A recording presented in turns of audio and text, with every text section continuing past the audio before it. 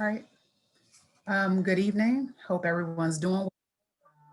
I'm glad that this worked out on such short notice. I'll call this meeting to order, and I'll ask Ms. Thomas to do roll call for the city and then turn it over to Ms.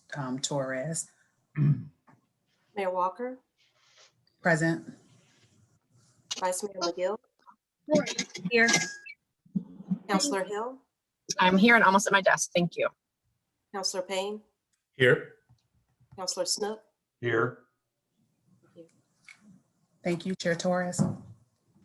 Thank you, Mayor Walker. And yes, thank you to everybody for the ability to meet and talk together. I'll call the meeting to order for Charlottesville City Schools, and Madam Clerk, Ms. Green, would you call roll for the school board, please?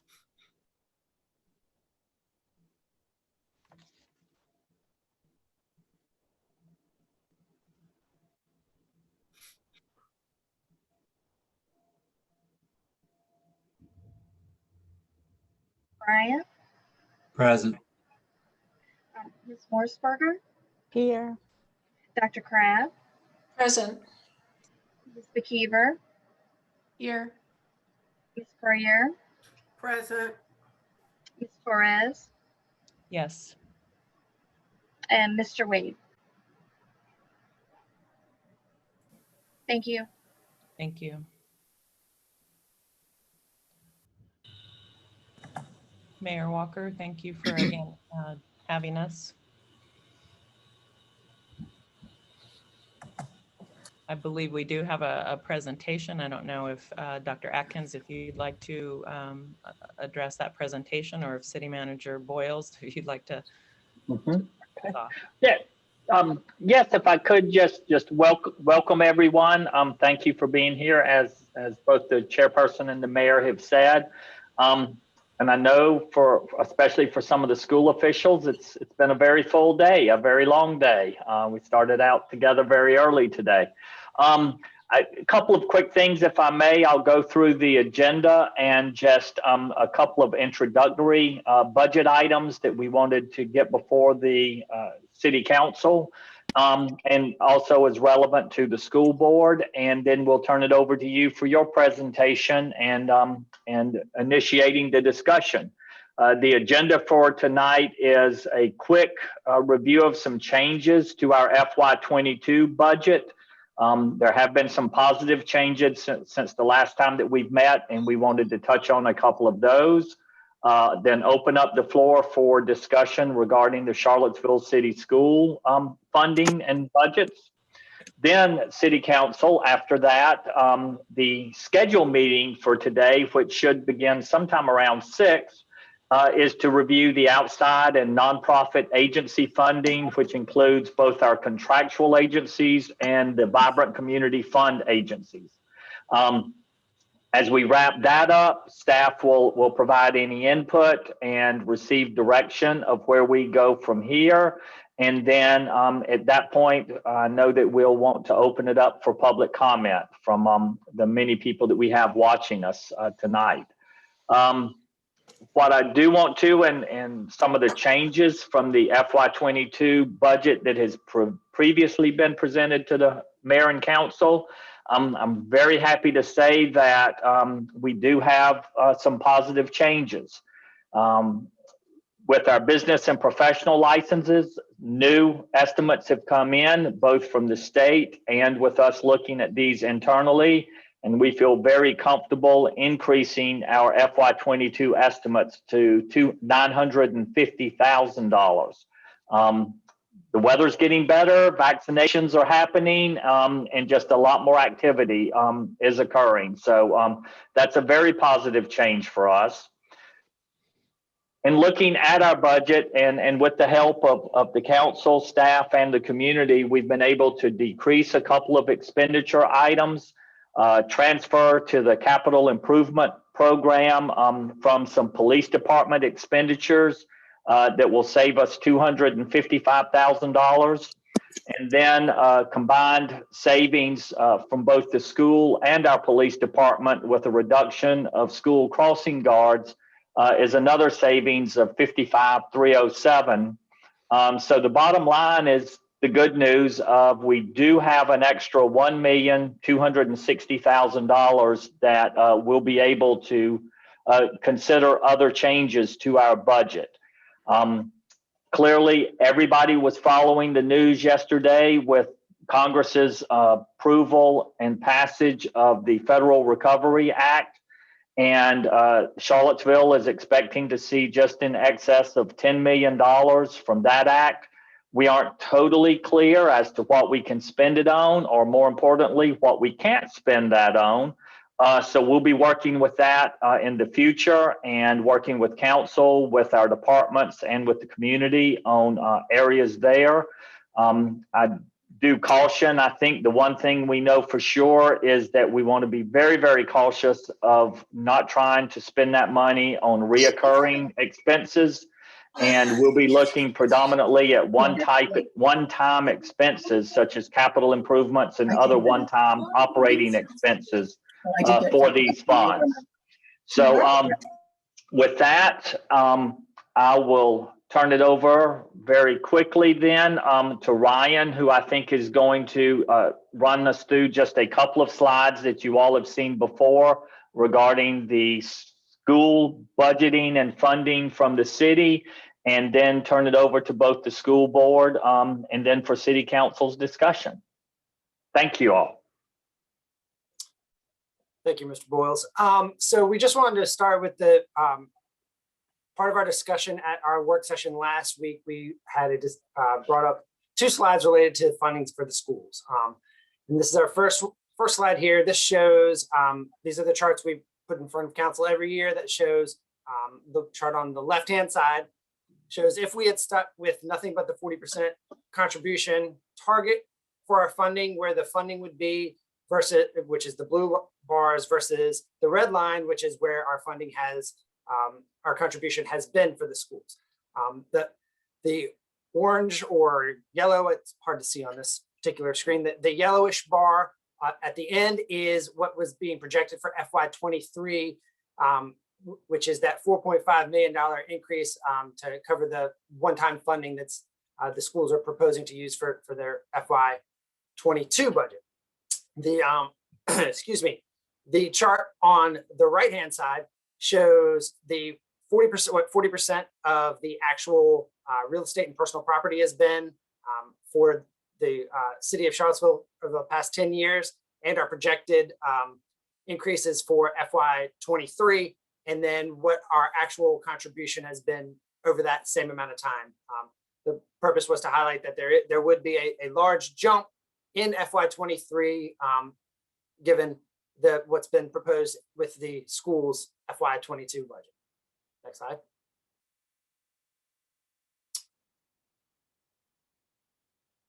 As we discussed with council last night, we provided three options as for staff, for council to discuss. The first option was to adopt it as submitted for 22 and 23 city contribution level for FY22. The increase of the 4.5 million now becomes the new base, and this is similar to the scenario we had with the gifted teacher program between the FY20 and FY21 budget, where there was an adjustment and that they added that to the base. This would be similar to those charts on the previous page that showed that large increase in the city contribution for the first year. Option two would be to reduce the 22 school budget and use the savings to fund some items that had to initially be removed from the city's budget in order to balance. There's a listing of those there, and we have shared the full listing with city council previously, and that was another area to look at. And then option three was to adopt the school's proposal as submitted for FY23 only at the $58.7 million, but not adopt or not have the assumption that the $4.5 million increase would be a given in FY23, that funding and that increase in funding would have to be considered as part of the FY23 budget process and go into essentially go into the mix with all the other city departmental items and any other items that may come up between now and a year from now, essentially. And so we just wanted to reshare those slides with you as we had some discussion around those last week. And with that, I think we're now ready to turn it over to the schools portion of the discussion of the presentation. Ms. Torres, I'll get started. Thank you, Dr. Atkins. Thank you. Thank you, City Council and City Manager Boyles for inviting us and meeting with us to further discuss the budget. We appreciate being able to present our budget funding request to you recently, and we are delighted to come back and respond to some of the questions that you have about our budget. So what I'd like to do is the next slide is to go over the 4 topics that we're going to cover. And these represent some of the questions that have come up from City Council members relative to our budget. So number 1, understanding the funding mechanisms tied to the 5% increase in the salary as mandated by the governor. And I wouldn't use the word mandated, as proposed by the governor. Discussed also the impact of reducing the school's budget year to year budget, and further discuss the impacts and potential risk if CCS budget is not fully adopted. And then any updates on the school's funds from the state, as well as a timeline for the potential funds from CARES 3 that City Manager Boyles made reference to, that is on the president's desk. And is it anticipated that the president will sign that legislation on tomorrow? So what I'd like to do now is ask Kim Powell to go over just a few slides with you to respond to those questions, and then we'll open it up to answer any additional questions or discussions that you may have. Kim?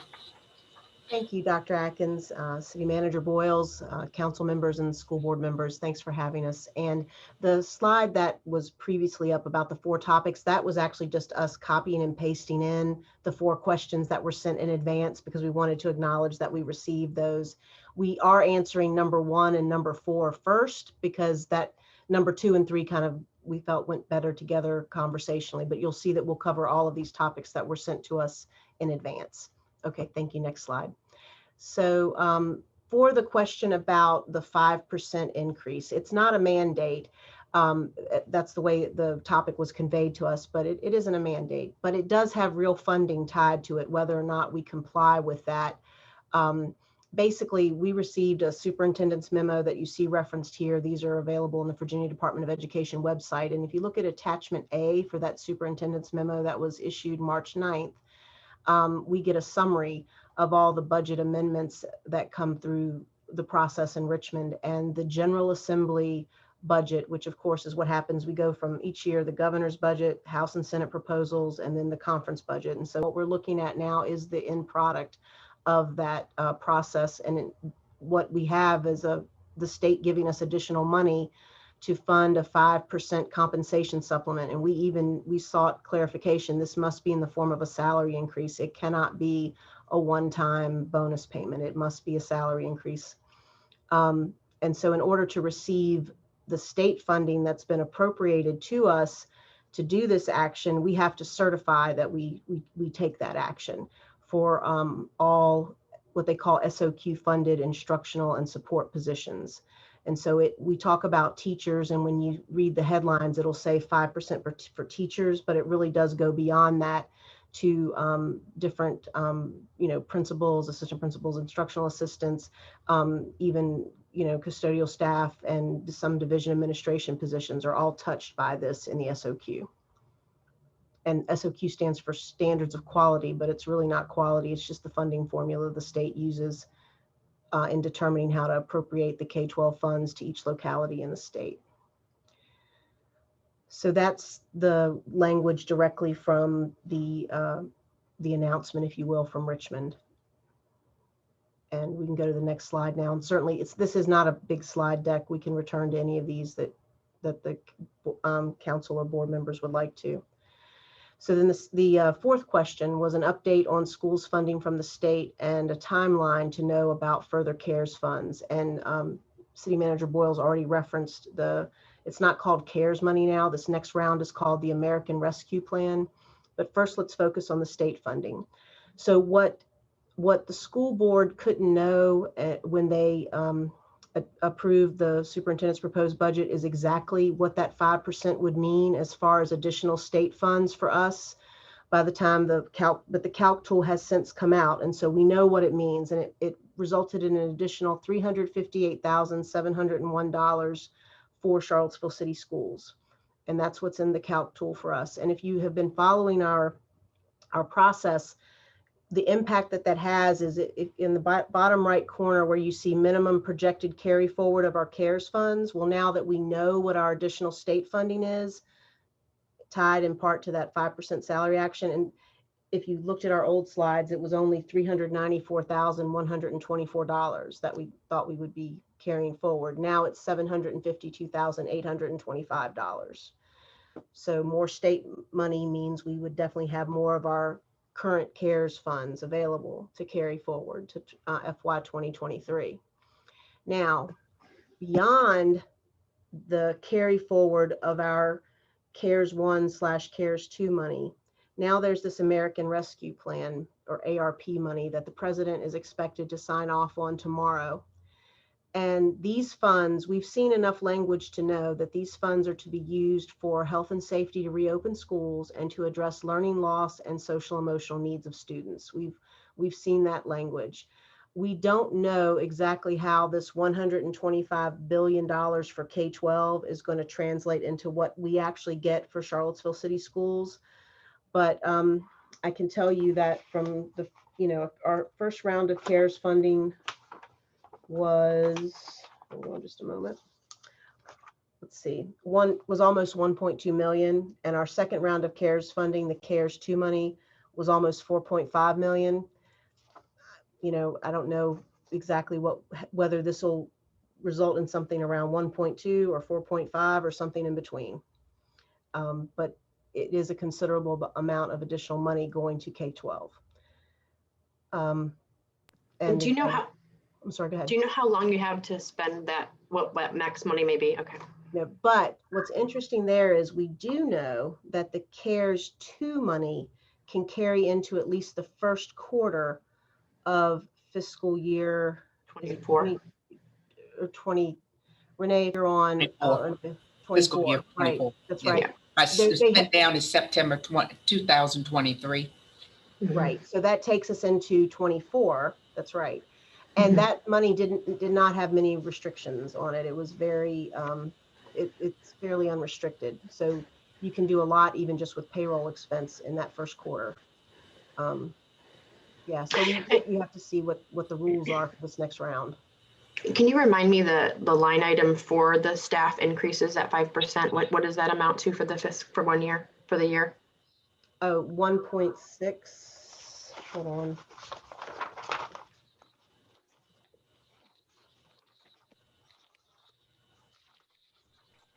I think it's 1.66. 1.6. I was looking.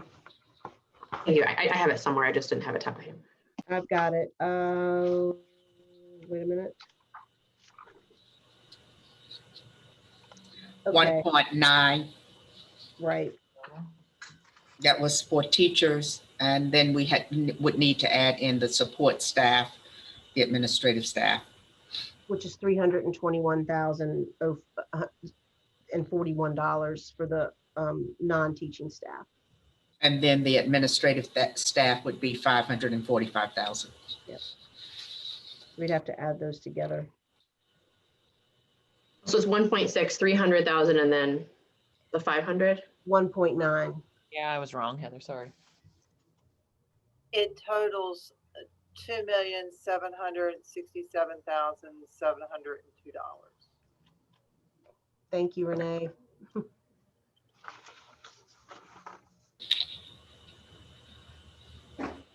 One of the things that happens, one of the big factors, the local composite index of ability to pay for Charlottesville City is 6, I think it's around 0.64%. So whatever actions are taken in the state budget process for Charlottesville, they're expected to pick up close to between 62 and 65% of that cost. And then there's a whole other narrative, which would take too long, about how the state doesn't have a good lens on what the true average salaries are in the Commonwealth and all that. But anyway, we won't go there.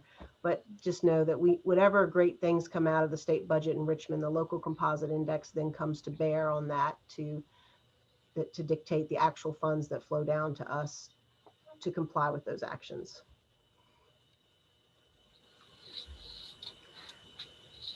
If there are no other questions on this slide, and again, there aren't many slides in this deck, we can always come back to any of these. I also would point out that the current budget proposal represents a 6.4% increase overall. And next slide. So then the last couple of questions were about the impacts of reducing the school's year-to-year budget and the impacts or risks of adopting a budget that may not be sustainable because it does include use of one-time funds. The first three pieces of this slide come directly from slides we've been showing throughout the process. We always acknowledge that city funding is the foundation and key for the programming and services that Charlottesville schools are able to offer. And if you follow Jim Regenball's work at the state level, this is true for every locality. What ultimately determines the quality or the offerings of any public school system in Virginia is what the locality does or doesn't do. That's universal across the Commonwealth. COVID-19 has had significant impacts on our families. You all know this. It's impacted our students emotionally, academically, economically, and the staff has worked really hard to do a lot of different things in this environment and pivoting to work in different models. And we've always had this caution included in every presentation we've done, I think, since January. We want to be very, we want to put it in a flashing neon sign that this budget proposal does, hinges on the use of one-time non-recurring funding. But there's an element in here where we also want to leverage that funding as much as possible to provide a ramp or a runway for city revenue recovery. There's a lot of R's in there. And we acknowledge that any additional appropriation, if the city had any additional funds they wanted to appropriate to K-12 for the coming year, that would start the process of, taking down that dependence on one-time funds. The converse of that, and this is in response to one of the questions, any reductions to the current appropriation for operations for fiscal year 22 would simply make that revenue recovery need greater for FY 2023. It would make that curve steeper, if you will. So it's that's the simple answer to that question. And if the funds are not available, and this has always been in that green caution message, just as with any budget or in any organization, cuts to services would be required if there were significant shortfalls in the revenues that could be provided to offset these one-time funds. And I believe the next slide may just, there's one more. This slide is just a reference back to the city's Blue Ribbon Commission on Sustainable School Funding. And I really think it's amazing that the work that group did, and this was before my time in the city, but that group in 2014 put forward that it could be expected that to maintain and maintain the level, the depth and breadth of programming that Charlottesville City Schools offers for the community, that it could be expected or should be expected that 2 to 4 million additional funding would be required each year to keep moving forward or maintain the level of programming. And this was back in 2014. And it never ceases to amaze me in the time I've been here how that forecast or that projection or this summation of that study still holds true today. Thank you, Ms. Powell. And I'll add a closing comment to that presentation. I will say to City Council that during the development of this budget, there were several priorities we had in looking at programs and maintaining staffing and instructional delivery. And there were two considerations that we used to develop this budget. The first one was that we recognized that COVID had an impact on the revenue coming into the city. So our first consideration was to attempt to develop a budget that would keep us at level funding and not ask the city, in light of those revenue shortfalls based on COVID, not ask the city for additional funding for FY22. The second consideration was that at the time that we were developing the budget, we were notified about the CARES 2 dollars and the availability of those dollars, and also given some guidance on how we might appropriate those dollars and the spend down schedule for it. With using that information, knowing that our students were coming back face to face, it presented an opportunity for us to not only be able to respond to the significant needs that we feel that our students will have when they return to the classroom, supports that our teachers will need as they return, but also allow us to adhere to that first consideration, not to have to ask City Council to increase funding for the FY22 budget, that we would be frugal in the way that we use the CARES dollars and use them in a way that responded to an immediate need, understanding that in future budgets that we would have to reconcile that. And there would be multiple ways in which we could reconcile that. And one of those ways would be additional funding, or we would have to consider cutting some of those positions or cutting some positions or services in our school division in order to reconcile that. But we felt like those two considerations had great weight as we developed this budget. So we appreciate council allowing us to answer those questions, and we will be glad to answer any other questions or discussions. And I'll turn it back over to Ms. Torres. Thank you. Thank you, Ms. Powell, Dr. Atkins. And I believe the questions that you all showed on the first slide were questions that directly came from City Council. And so we are happy to address any further questions at this point. Can we go into a discussion mode, Brian, by chance? Thank you.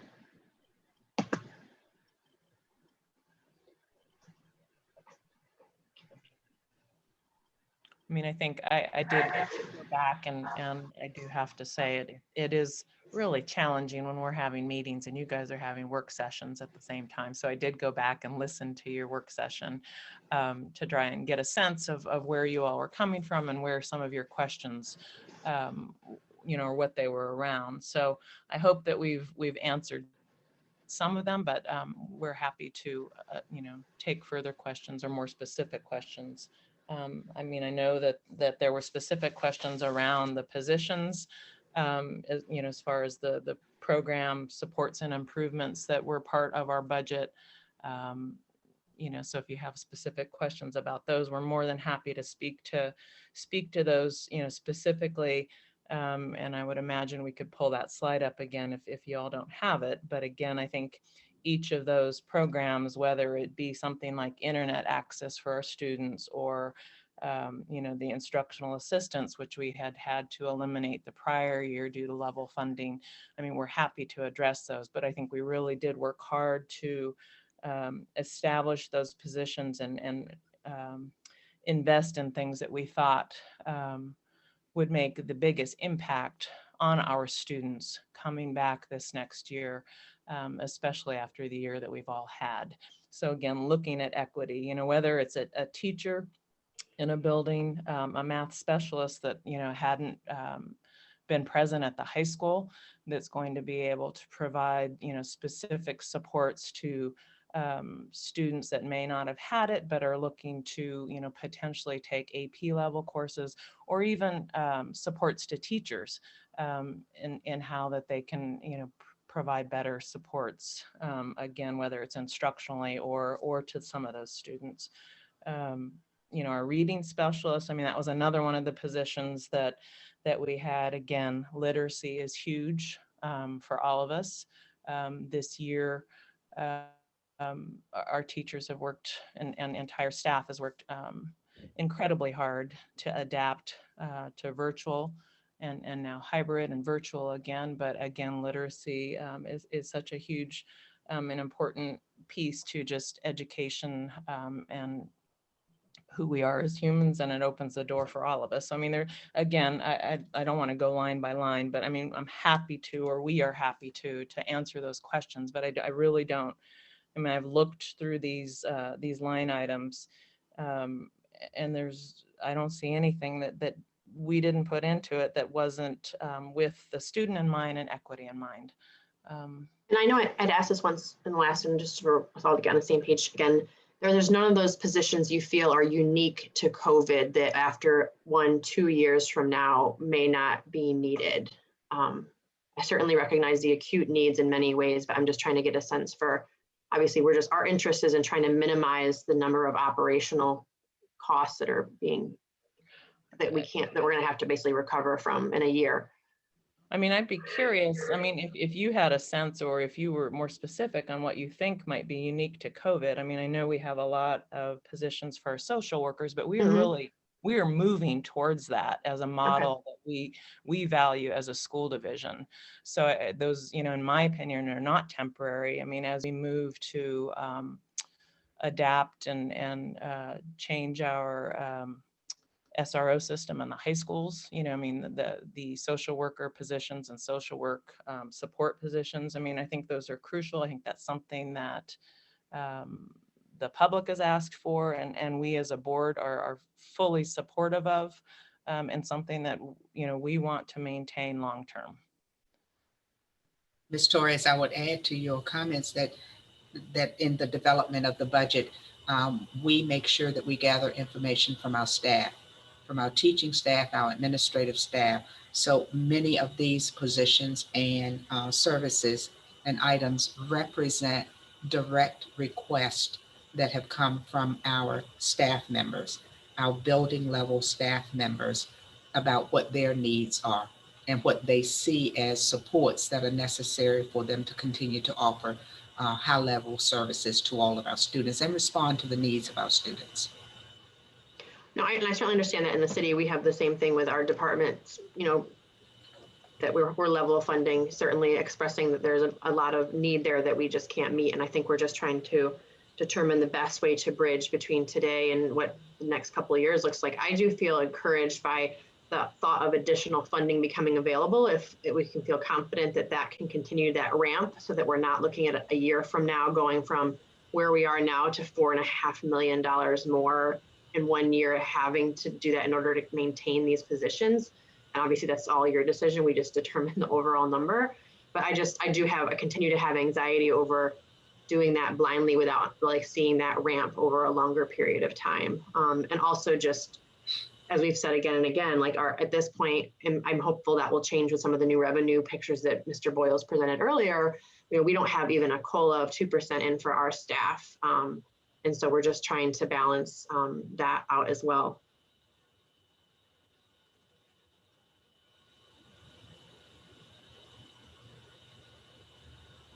Definitely appreciate that. To sort of follow up a little bit on that, I don't know any sort of politically correct way to say this, so let me say it just sort of bluntly.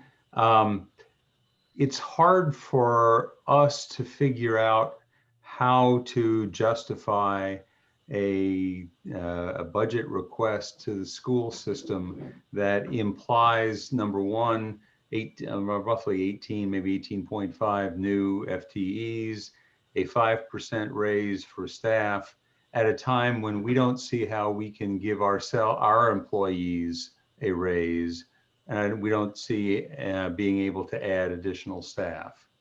And so the thing that is giving us, at least giving me at least, heartburn is this notion of you all have a vision, it seems, of getting back up to speed a lot faster than the rest of the city government is likely to be able to do.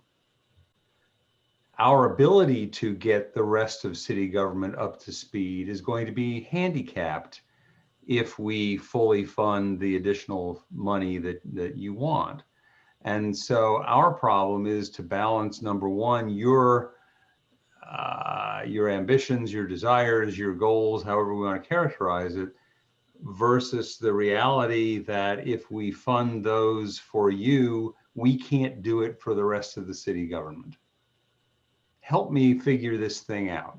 Is there a way to get to a middle position here someplace, starting with, I mean, the first thing, I mean, I don't begrudge anybody a 5% raise, and we would love to be able to get to the same position. It would cost us, I think I figured out, about $2.5 million for us to be able to do that.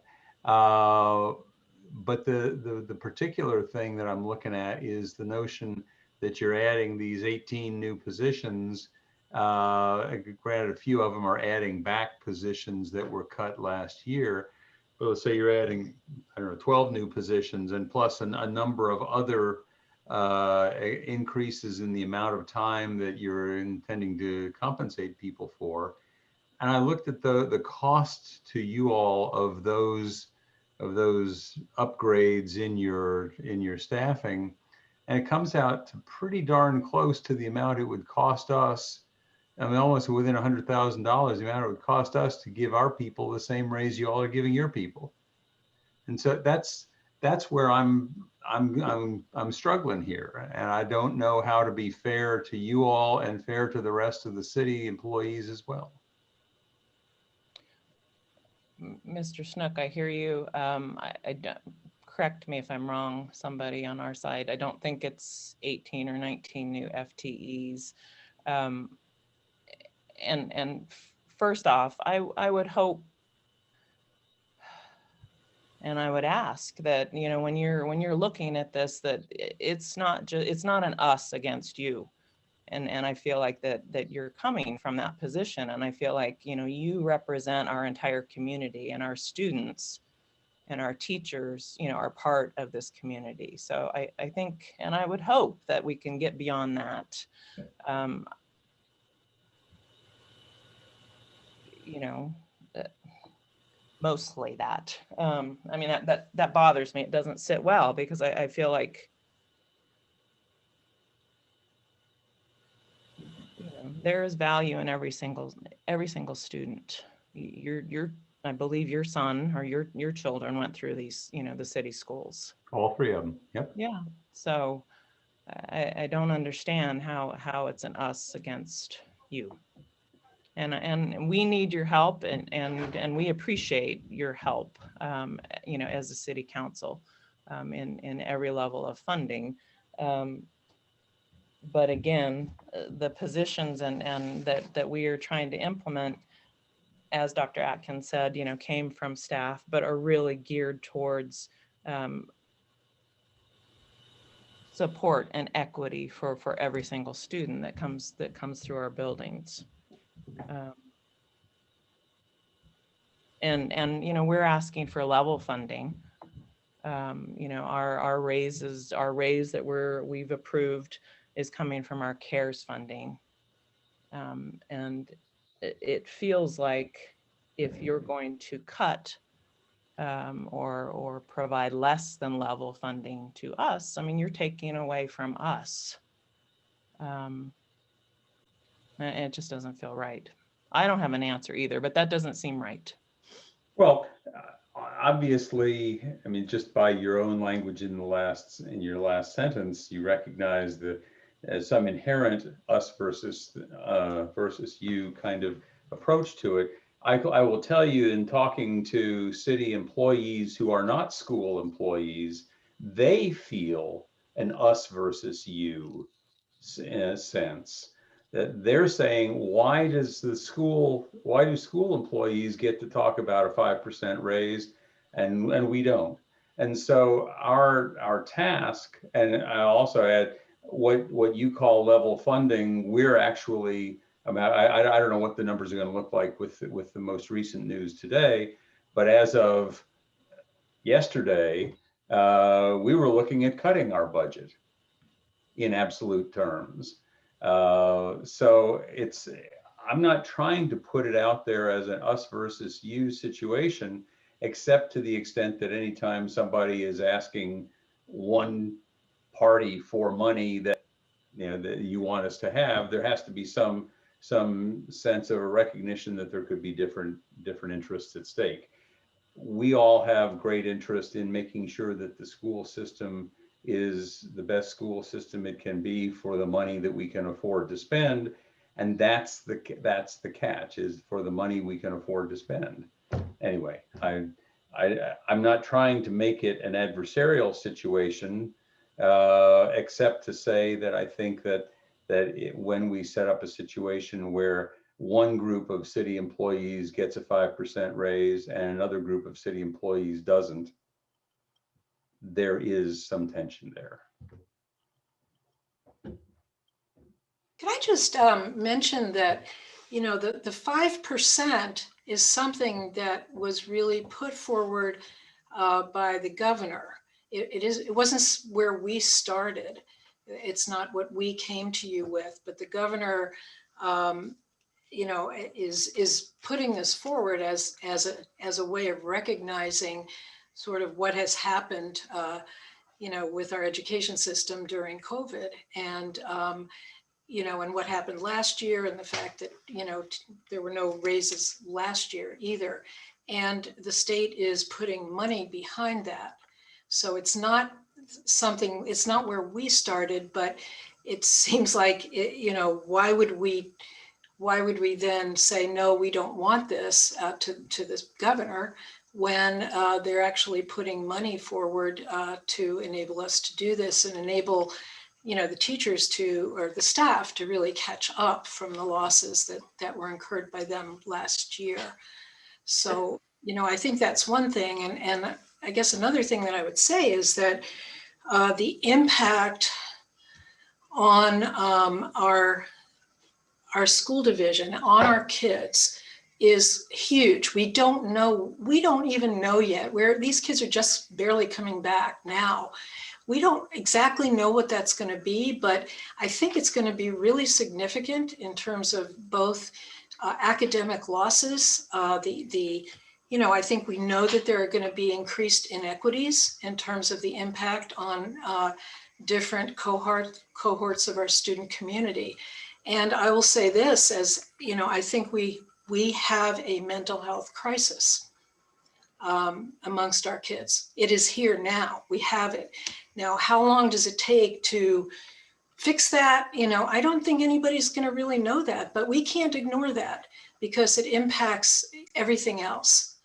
And so those are some of the things that we're facing now. It's not, you know, there's been a lot of damage done, not, you know, our fault, but it's the pandemic. And, you know, what we're trying to do is, you know, to you know, keep our kids from completely falling off the planet in terms of what they've lost and in terms of, you know, their own emotional and mental well-being. And in terms of the equity, we committed ourselves to looking at our division through a lens of equity. We can't stop doing that now. And so it requires resources to do that, and maybe more resources going towards some kids than others. So those are some of the things, you know, that the ways that we're looking at this. We're not trying to be unfair. We're not trying to say our employees are better than other city employees. That's not it at all. And I could not agree more. I mean, I'm a parent of 3 kids under the age of 11. I see what's going on in the virtual classrooms and now in the real classrooms. I do believe the need is greater now. I am not disputing that.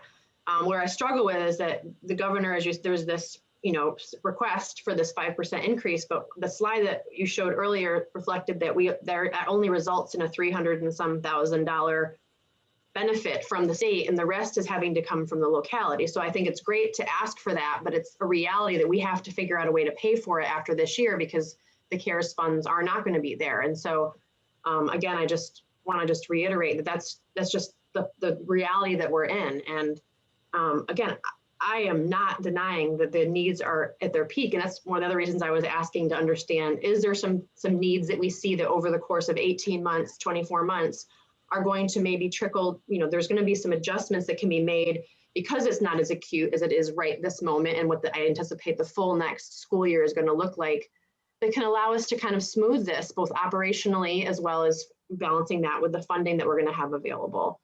And also a commitment that if additional dollars come from the federal government, which we are hopefully assured are, that some will be set aside as a reserve to help us smooth over the next few years because the city has so many unknowns. So that's really what I'm asking for.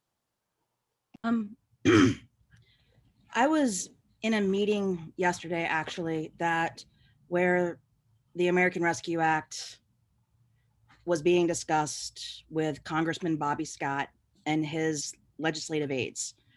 At this point, my understanding is that the distributions were going to be based on the Title I formulas, just so you know, and that it was intentionally that it would have a couple years to spend through the end of FY23, with being that the idea specifically so that it could purchase the end of FY23, specifically so that people could get hired for year-long contracts to help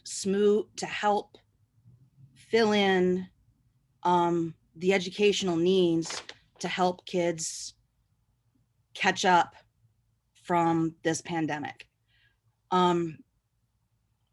With that case being, sounds like some of the positions that are looking to be funded are potentially going towards that way already.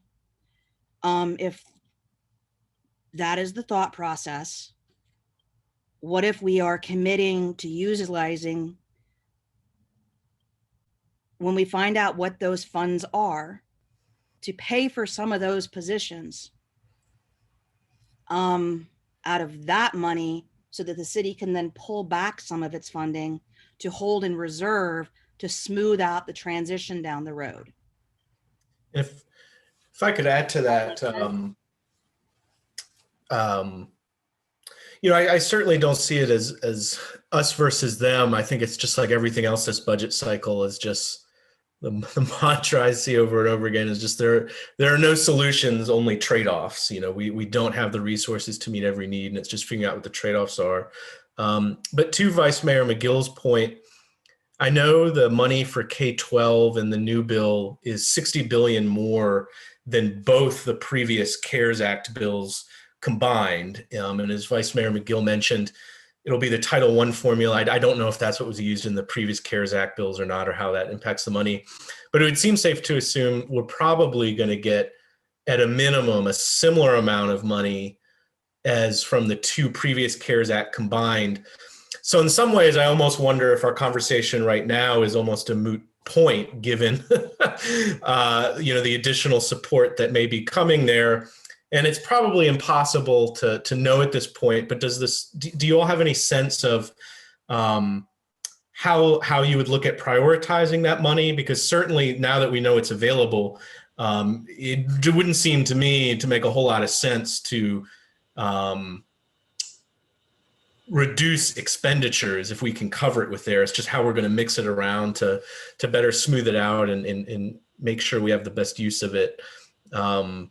So I don't know if that was clear, but do you all have any sense of when that new money becomes available, how it might impact like the things we've been discussing just now? Mr. Payne, what I would be recommending to our school board is that we look carefully at the additional CARES dollars, the American Relief dollars, and the spend down of those dollars, and then allocate those funds over those fiscal years, in order to reduce the request that we would have of City Council, the funding request that we would have of City Council in those spend down years, and to gradually ask City Council to help us to wind out of the use of those one-time funds. So they would be used, as I think Ms. Hill made the recommendation or observation, that having that runway is going to be critical to us as we come back in subsequent years to have funding requests before City Council. So it certainly will be providing that landing for us coming out of using the $4 million now in CARES dollars. So we would be very thoughtful and very judicious in using that as a runway. Right. And go ahead. Well, I'm just asking, if that's the case, would that then mean that this would be presented differently? No, Because it would actually be presented just as it is. That was always our intent. The budget that we developed had those two considerations, and the intent is that we would use additional CARES dollars if they became available, or any carry forward dollars to reduce our request. Well, no, so even if it's, you know, if it's something that city staff has to consider as the base moving into a 2, 3, 4 year, 5-year period, I think the reservation that you're hearing may still be the same without, because at some point the government funding will stop and it will turn to the locality having to fund, you know, pick up what has been, you know, funded in the past. So I don't see how, I mean, we have a couple things going on with the city that gives me the same, you know, pause, where we are using this one-time funding to increase our fire staff. At some point, the city is going to have to pick that up. All of those things have to be considered. And if those things start happening at the same time. So that was my question as you were talking, just is, even if this then moves to 3 years out, I think even having the conversation around that these things will be evaluated in the meantime to see if they're still needed would probably help with the concerns that that council and staff are having. I think that whole new baseline, making knowing that that's where it's going to come is where what's causing the reservation. Mayor Walker, I certainly can understand that the reservations. I can give the example. Councilman Payne suggested that we may, and hypothetically, we got $5 million in the recovery dollars. If we use 2 million or 3 million of those in FY23, that would reduce our request to City Council debt by that $3 million. So the baseline would not be the total 4 million in FY23. The baseline would be an additional 1 million. And then for FY24, remaining dollars would be used to again reduce what would be considered the baseline. And we would be $1 million out of the use of one-time dollars, FY24, potentially, and these are hypothetical because I don't know what's in the future. If we use another $2 million of the recovery dollars, then the baseline that request for City Council would be $2 million, bringing us $3 million out of the use of one-time CARES dollars. And we would continue that as far out as the additional dollars would allow us to do that. And I would say, from my perspective, the ability of those additional stimulus dollars, you know, making that ramp multiple years makes me much more comfortable, because I think our biggest challenge is if it's a cliff we hit in 1 or 2 budget cycles, you know, maybe there's not a full recovery yet, but if we extend it over that time frame, I'm just a lot more comfortable that the economic recovery and the growth that we'll see will make it much more easy to cover it.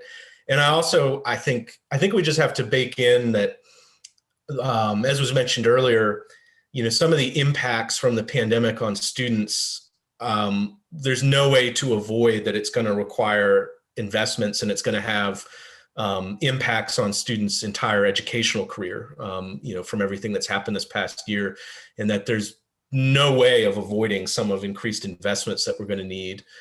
And then two final questions is, one, I know there's so much uncertainty, it may be hard to say, but do you see it as potentially being feasible at all, depending on how much money comes from this new stimulus bill, to say council reduces some of its contribution to schools from our general fund, but it's covered with that stimulus money. So in effect, your total budget is the same. You're just using this new stimulus money versus city money that comes with the trade-off of having less money for that like ramp over time, but it would free up more immediate money for us this immediate budget cycle if there's opportunities there. And then two, I think I might have misunderstood. Is the governor's request for the 5% raise something that the school district has to do? It's just covered by local dollars, or was it just a recommendation?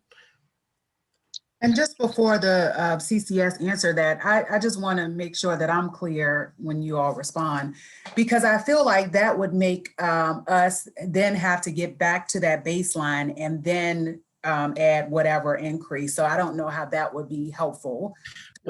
Long-term projection. I would just say there's a potential for it to be helpful if, and I'm not saying it would be a huge amount of money, but if it's like even a couple $100,000 and it's covered by that CARES Act money, we can meet an immediate budget need that we can't cover now. And if economic growth rebounds over the next couple budget cycles, it will be covered, if that makes sense.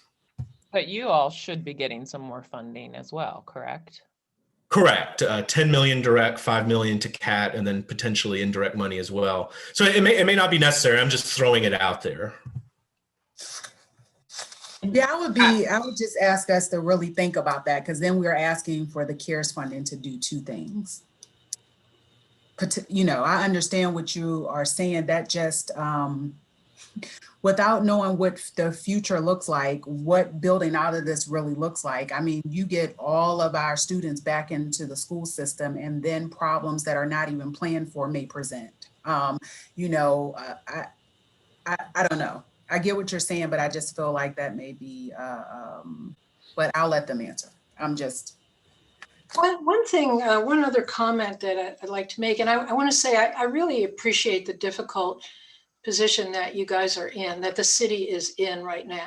And, you know, and I want us to all work together. We're all really on the same team with this. And we're talking about some of these very acute issues, and then talking about, you know, ramps and how we go forward. And I would just like to remind us all that, you know, in the long term or the medium term, we're dealing with an inadequate funding formula, as you know, suggested back in that Blue Ribbon Commission. So I think the city is going to need to really take a hard look at this, and it's been hard to do in the past, you know, few years because there's been a lot of change. But I think with Mr. Boyles here, and I hope, you know, you're listening very carefully, that's something that I think the city really needs to look at, that rather than talking about how the schools are trying to add this and add that, the funding formula itself is a problem and needs to be addressed moving forward. And after we have some kind of a ramp out of our current situation. So I hope that'll be part of everybody's thinking about this. And I would like to add to what Dr. Kraft has said. This is a difficult position for everybody, and I don't think anyone takes it lightly. I think everyone is trying or attempting to do the best that they can do. I think we are all very aware that there are many people around us that did not receive raises. They are not a part of city government or a part of the CCS government. And that is very difficult as well. And some of the people that did not receive raises are members of our community that are still having to do certain things, who may also be parents of the children in our community. Dr. Atkins and her team have always been, during my duration on the school board, thoughtful in their manner and what is best for the people in the CCS community, to include the students and the staff. And when I'm talking about staff, I'm talking about everyone, our custodians, our cafeteria workers, our instructors, our part-time people, or anyone that falls in there. And when we realized that we had CARES money that we could use for one time our board had a very serious discussion about what to do. What do we do with the money in order to maintain equity? Equity does not always mean inclusion, ladies and gentlemen. But the CCS community is working to have inclusion. And often when you're including, there is a cost. But we hope that the cost is not to the detriment of our students. Any monies that we receive going forward will be reviewed by Dr. Atkins and her team, and she will then discuss it with the members of the board so that we can see how best to go forward. We will not spend every dime that we get. We will portion it out and use it to help us over the next several years, which will ultimately help City Council over the next several years. And I think that we have always worked as a team. I think there may have been differences and there may still be differences, but I don't think that there's anyone that is in attendance that doesn't want the best for the students. And I'm not discounting the adults in the CCS family, but the students are the people that are going to go out and do what all of us do around this table. And we have to ensure that they are healthy. And that health comes in many forms.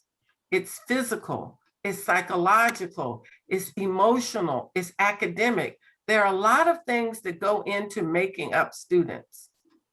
I don't know how many of you have been out and about since Monday, but there's a different energy with the young people. It's hard, but we're doing the best we can, and we feel that you are doing the best that you can. And we understand all of the stresses and pulls you have because you have more than one entity looking to you to say help. You're the parents, and the police and fire and schools and social services and everyone else that you give money to are your children. And you're trying to do the best by your children that you can. And we're asking you to help us to the best of your ability, and also understand that we will do the same. And that's critical. And asking for the same money that we currently have, which will be done in June, is level funding. And we've tried to use our CARES dollars with that in mind. We can't spend something that we don't have. We are anticipating a signature tomorrow. We are anticipating money to be transferred, but we've got to wait until it comes, because there's a lot that can happen between a signature and a formula and money in the bank. And we are aware of that, and we are mindful of that, and we are going to be good stewards of your money. And I'm not talking about any federal money that we get or any state money that we get, but I am talking about city dollars. We have always been mindful of those funds. And if you remember the presentation that was made a few short days ago, the Charlottesville City School Division did not come in 5th or 7th or 8th in the various places that we ranked because we misappropriated funds. We used the meager funds in order to do the best by your children and their families, in order to help them to continue to achieve. And I do appreciate, as does everyone else on the school board side, your willingness to hear us, your willingness to ask questions, and your willingness to allow us to answer those questions. And we also hope that if you have further questions, that you will ask in order to give us an opportunity to answer them. But please know that any additional monies coming forward will be spent in a thoughtful and mindful manner to not only assist the CCS family, but to assist the Charlottesville community as a whole.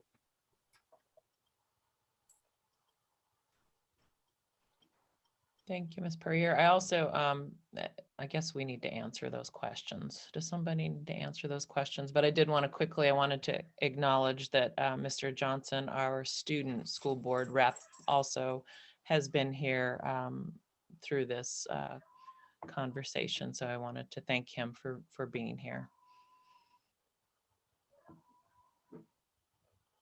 Mr. Payne, I believe you presented some questions. Did we answer any of those questions that you asked? Did we give you enough information? And we'll be glad to get those that we didn't answer for you.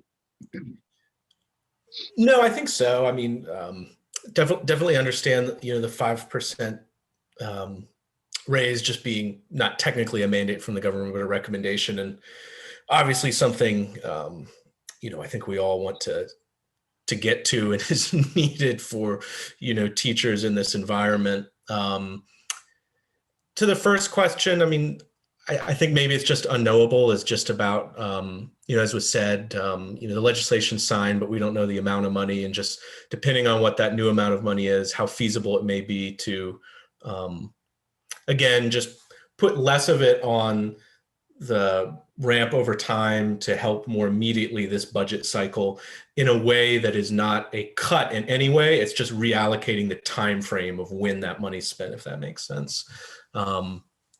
Just to figure out the most effective way that we can, use that money to meet all our priorities. But I think mostly answered. I know the first one is just sort of an unknowable because we don't know the dollar amount that will be coming. But I will say, Councilman Payne, when the funds are allocated and we know what those are, certainly using that to respond to immediate needs, be it for the city or city council, would certainly be something that we could discuss. And I know I could make some recommendations to the board and the board would discuss.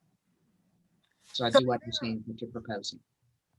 I'm just wondering if it's a possibility, if there are signatures this week and that we understand, is there a possibility that we would understand by well, we have 2 budget meetings next week, but maybe the meeting on the 17th? Or do you think that would be too soon for that information? Renee Hoover has been following that piece of legislation. Renee, do you recall the timeline from the signature to the actual notification with the CARES $2? I haven't read anything or seen anything. It's been more focused on passing through Congress and the president's signature. Beyond that, I don't know what the release is to the states and when the allocation will be made. Mayor Walker, I do know that our State Department of Education will give us a notification that it's on the way. When they get notification that it's coming, they typically will let us know and give us a projected amount. So as soon as we get that information, we will let you know. Okay. I'll let the board know and they will let you know.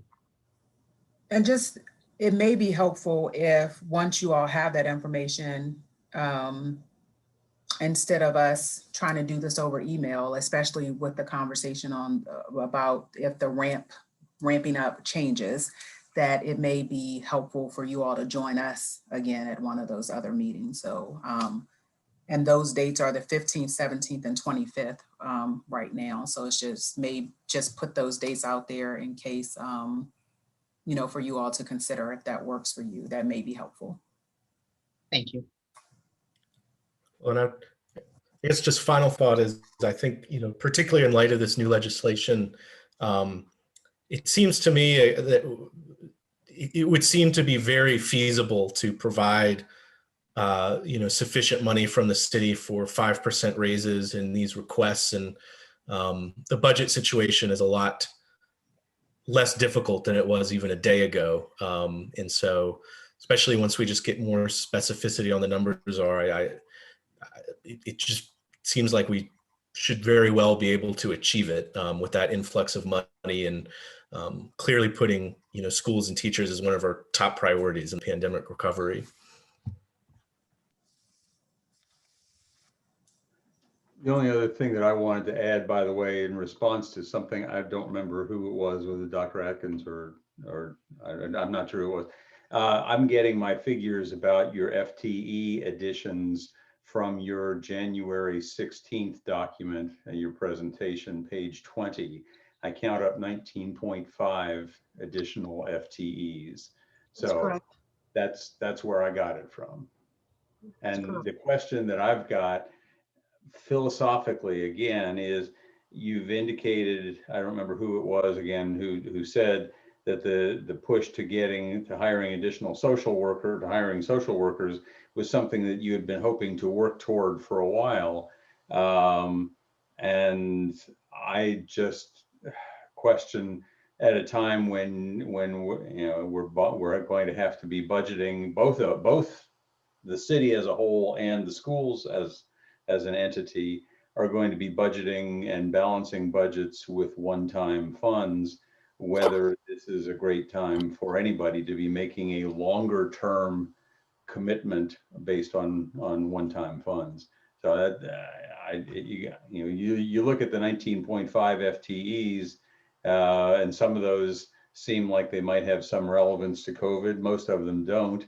I understand that you're likely to have not as many students this year as you did, say, 2 years ago, or next year as you did 2 years ago. And it just, the questions that people keep asking me, that all I can say is, heck if I know, is why do they need more teachers for fewer students? And that, there may well be a perfectly legitimate explanation, but understand that that's the kind of issue that the people who are writing the checks for paying the taxes are asking. And it's really not my favorite position to be in as a city councilor, to say, I don't know why they say that. Go ask them. Mr. Snook, if I may, when you're looking at our budget changes sheet, if you follow along to near the end, it shows where we do adjust our staff based on enrollment. There are enrollment-based reductions to positions, and that's a routine part of our budget process. So I just wanted to share that with you in response to that concern. Which document are you looking at? I've got about 5 of them from you, so I don't know. Sure. So if you're looking at the presentation, let's see, make sure. Yep, from the city council meeting, go to the slide after the one where you counted up the FTEs. You'll see a reduction of $372,874 for 5 classroom teachers. Yep. Okay. I just wanted you to be aware, we do go through that process. Okay, so a net of 13.5 or 14.5. Yes, you could go forward with that netting. Yes. Okay. Anyway, so that's the political problem, and I don't mean that in an electoral sense, but just in terms of how we interact with the people who write everybody's paychecks, is to try to figure out how to explain why in this very difficult time the schools are looking to add net 14.5 full-time equivalent positions. And if some of them are directly responsive to needs brought on by COVID, that's perfectly explainable. That's also likely to be a one-time kind of expense and justifiable on that basis. Anyway, I think I disagree that anything that we're just gonna have like a one-time COVID trauma year. I think this is going to be an ongoing experience. One of the things that Dr. Atkins and I had discussed was about like the IAs specifically. We have been trying to get that back in the budget since 2009. And I just feel very strongly that the more adults in the building to support the educational needs of our students, which also includes their social and emotional needs, I think is going to be critical next year, but also an ongoing experience. These are children who have been in their house for 10 months, much longer for some other students come August and September. And I just want to, I think it's a very narrow way to look at the CARES and rescue money, is to think, oh, well, it's just 1 year. No, we have an ongoing mental health crisis. And in order to properly educate our students, we are going to need to provide mental health supports. Jennifer, you just went away. We lost your audio. Can't hear you. Not done before, but that we have been hearing for. Sorry, we lost you for a second, Jennifer. Okay, I saw people waving and I was like, ah. So anyway, I'm gonna. Jennifer, why don't you turn off your video and just keep your audio on, and you should not freeze. That always happens in this house. Sorry, I'm so sorry. Anyway, my point is that we're on the cutting edge of a lot of trying to meet a lot of unique needs in the next decade. There is no doubt. And I think we're going to need to think long-term and broadly about that. And our community has been asking for us to focus on the mental health of our students. And that is what this budget is. And it's really important that we commit to that. We cannot take away, we should be adding supports for our students in the coming years. And Lord, I'd like to concur with Jennifer and Dr. Kraft and everyone who's spoken up to this point. As a former educator, I saw it up close and personal before I retired. And this is not something that's going to be temporary in terms of mental health challenges of our students. This is going to be long-term. We have lost a lot of ground due to COVID. So we've got to continue to have sufficient funding of the schools in order to meet the needs of our children. They have so many unique challenges. And this is not something that's going to go away in a few months. It's going to be long-term. It involves equity. It involves beginning to close that achievement gap. It's going to involve a lot. Not only the children, the parents, the teachers, the staff members. And I agree with Jennifer, they've been locked down for 10 months. So we're going to have a lot of challenges with our students. Those social workers are going to be up and running along with the school counselors. So it's not like, we're going to have less students and asking for more funding. We are going to have level funding to meet the challenges that are going to be ahead of us in the next, not just 5 years, could be 10 years down the road. And I saw it up close and personal, and I know what those challenges can be. And I don't think any of us disagree with the challenge. Excuse me. I'd like to give you a couple of examples of something I heard today from students. The governor visited the school division, and we were at one of the schools this morning. And he had 2 books. He went to a classroom, and the teacher asked him which of 2 books he wanted to read. And he said, well, let's give the students the opportunity to select which book. And one book was about families, and another book was about COVID. And so she asked the students to, and the book about COVID was written by 2 physicians at UVA. And this was a 3rd grade classroom. And she asked the students for the governor, which book would you like the governor to read? Stand up if you want the governor to read the book on COVID, and stay sitting if you want the other book. So when she asked that question, over 2/3 of the classroom stood up to hear about COVID. That tells you how much COVID is at the forefront of the thinking of our students and how much it has impacted them over these last months. And then he talked about heroes, because COVID, the story had something about heroes in it. And he asked the students, who are your heroes? And is some of them named, you know, the suspects that we would have with heroes. Several of them said, my teacher. My teacher is my hero. Now, when we are paying our teachers in Virginia, we're in the bottom 10 in the nation in our salaries. Adding a 5% increase, and we didn't give them a salary increase last year, giving them a 5% increase is but a small step forward to help solidify those heroes that are in the lives of our young people in those classrooms, and especially after what they have been through. And just real quick, I just wanted to, part of, I think, what we have to do also as a community, and I was attempting to get our staff to work on some kind of mental health campaign during the pandemic.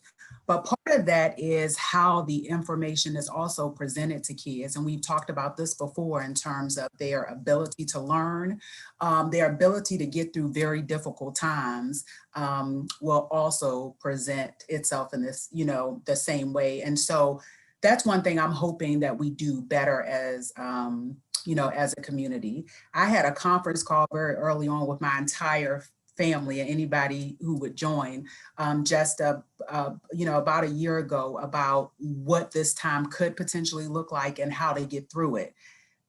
Some of the same students that you're talking about as city students, they are handling this pandemic, I think, better because we had those very early on conversations with them about what this time could look like and what that would mean, but how getting through it would enhance the future. So that's one thing I wanted to say that I think we all have to do better about. And then the second thing is this is likely to not also be the last stimulus from the government also. So I think even processing how we spend future stimulus is the same conversation that we're attempting to have now, you know, about the ramp up.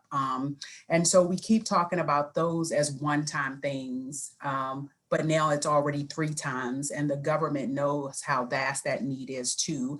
And based on the current federal administration, and hopefully if things keep working at a congressional level, and we know some of those elections are coming up, shortly, that we can continue to plan to be able to meet those needs that, you know, that we know that some people have. So that's one way of also like just reframing this time in our history.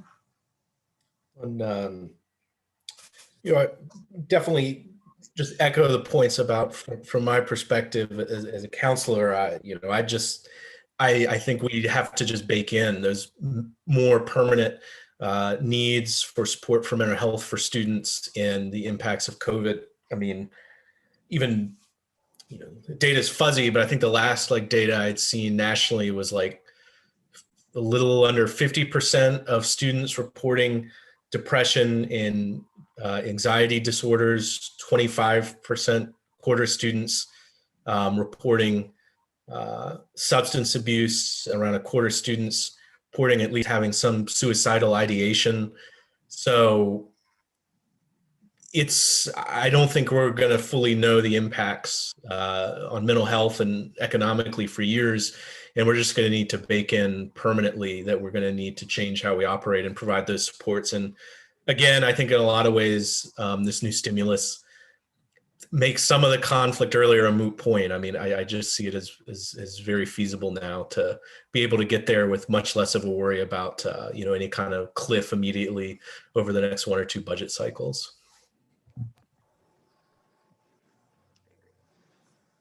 Thank you all for coming on short notice.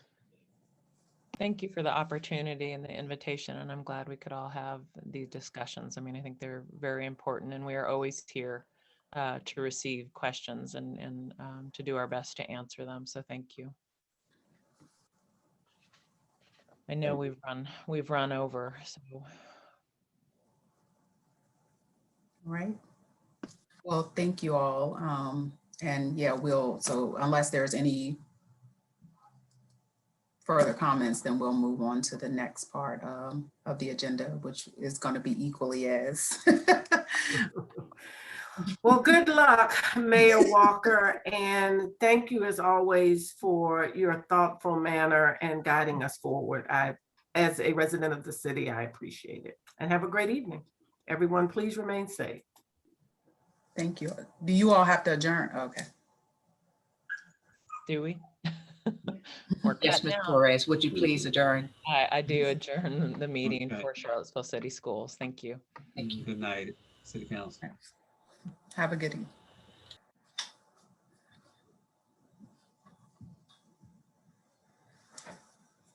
All right, so Mr. Boyles, I'll turn it back over to you and the budget team.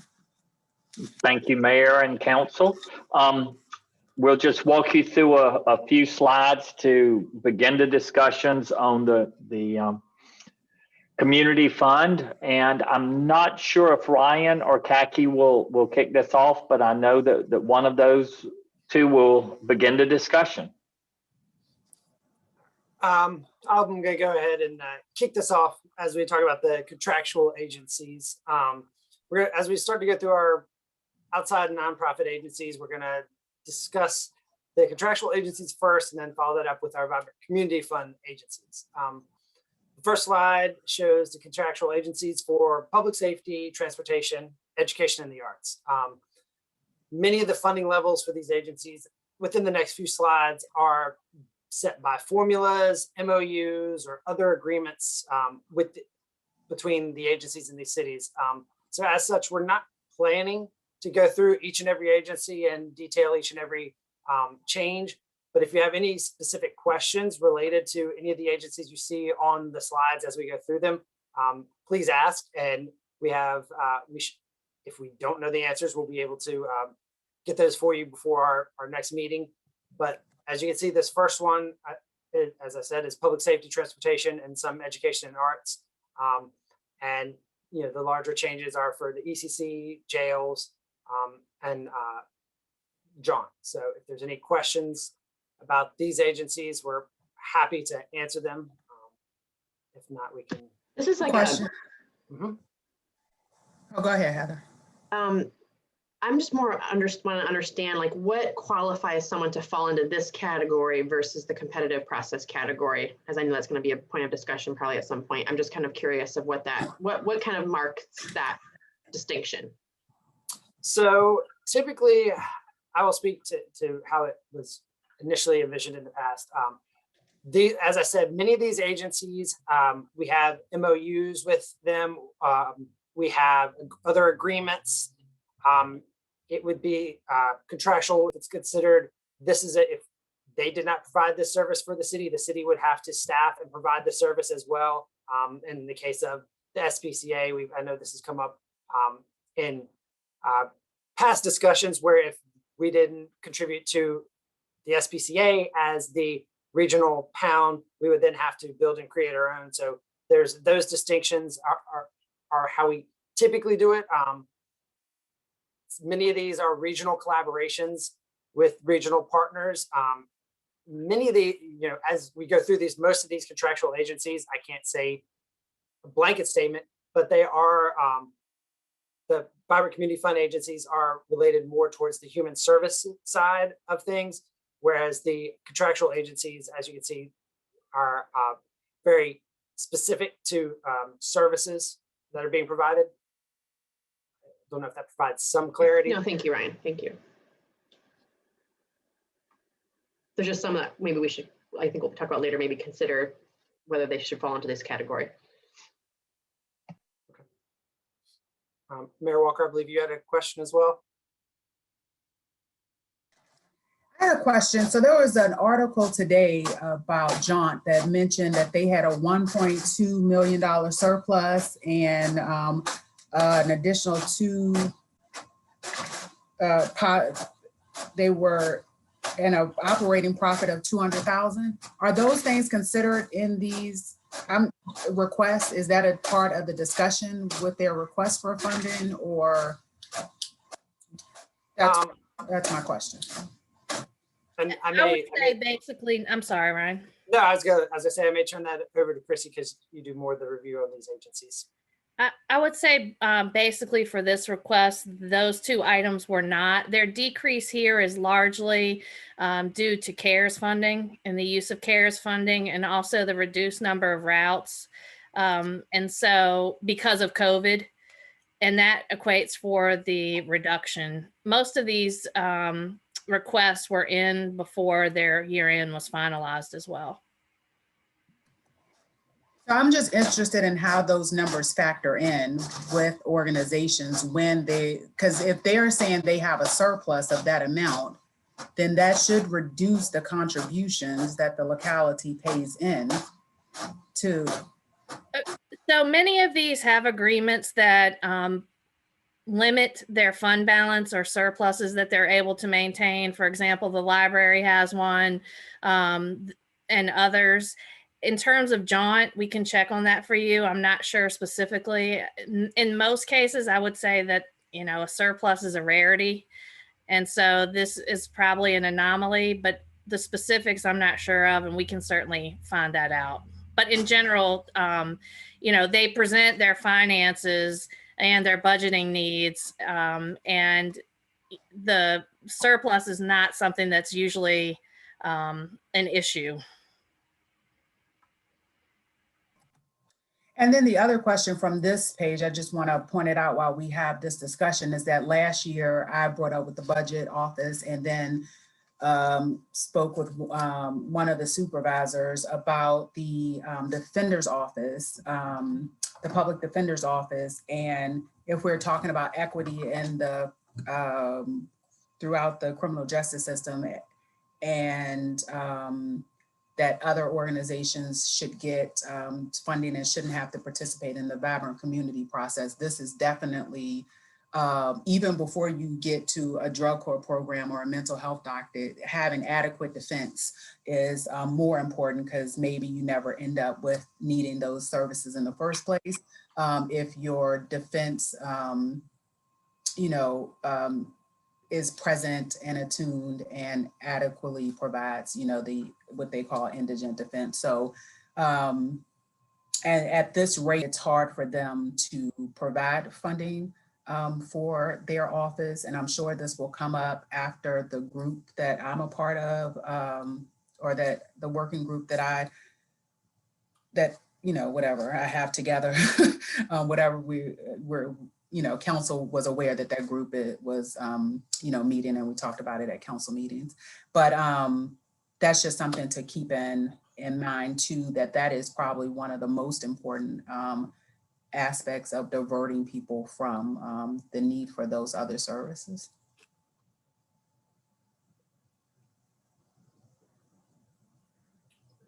Are there any other questions on this set of agencies? Okay, next slide, please, Brian. Here are the contractual agencies for the organizational memberships, workforce, youth and family type of agencies. As you can see, there's not many changes on this slide, but if there's any questions about any of these. I have a question. The health department, Blue Ridge Health Department, I think that's the first time I've said it. So in the Vibrant Communities document, I wasn't clear on whether the dental clinic from the free clinic, if the money was transferred, that I guess had been going to the health department and then used to subsidize them, if I'm even understanding that correctly. Did that happen, or did the health department keep those funds? I'll have to rely on Ms. Dimick to answer that one. I wish I could answer that. I will write it down and make sure we get an answer to you, and maybe somebody who knows is listening and will text me or email me the answer. But I don't know the answer until I talk to somebody from one of those two agencies. Okay. And then my other question, this slide. So Region 10, very early on in the pandemic, they were furloughing or laying off employees. And I know that we don't have a say into what happens to dollars once they get, but if there's any way that, you know, we can tie any of this funding to ensuring that people are, you know, not kind of tossed out during, you know, pandemic and the hardest time that any of, you know, most of us have experienced, that would be helpful. And I think what I'm really asking is the reserves, like that we maintain reserves, or our non-contractual agencies, do they have to maintain those reserves, and how do they show us whether they have they maintained them? My next question on this slide was the United Way childcare scholarships, and just wanted to make sure that we, because we had talked about last year, making sure that there weren't multiple agencies applying for funding to provide scholarships, and just where did that discussion go?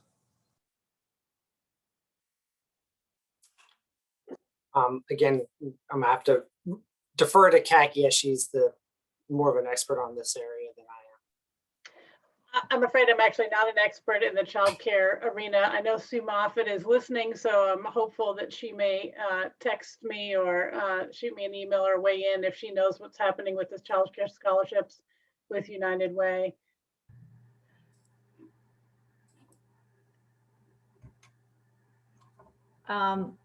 Which is easier, me to talk or? Yes. Okay. So I think the question, Mayor Walker, was what's happening with the idea that there were multiple agencies creating childcare scholarships. Did I understand that correctly? Yes. Okay, so I don't know either, but I'll be happy to check on that. And I was not part of those original discussions, but I'll be happy to get caught up and send a response through Kaki. Okay.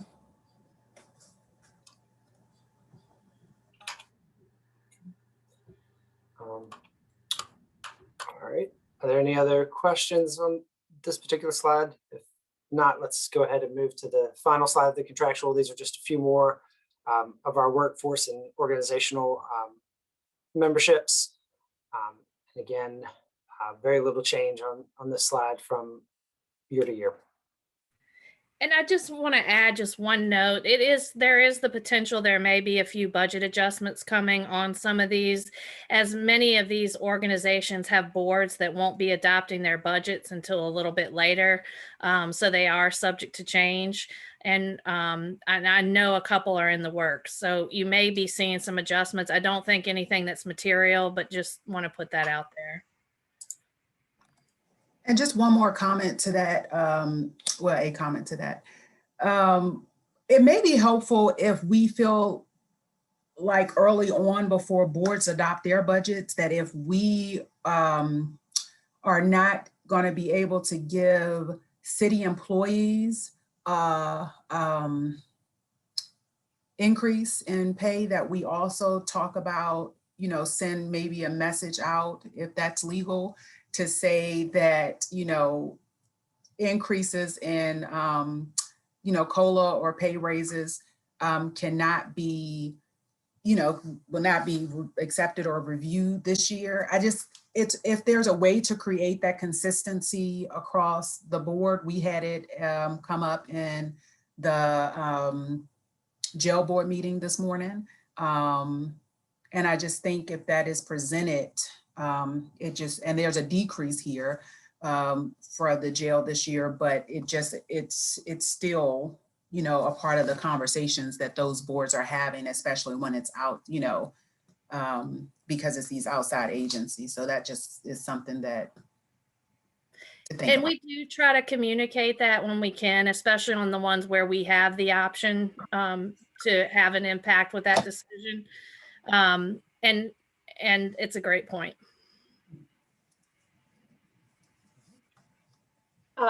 If I may interrupt, the magic of having so many people listen who know things, that one of your questions from a previous slide was answered. The dental clinic moved 100% from the health district to the free clinic a couple of years ago. It's unclear whether that's as many as 8 or 10. So it's been 100% in the free clinic for some time. Okay. Okay, I'm gonna get back to it, see if I have a follow-up question, but let me go look at my notes.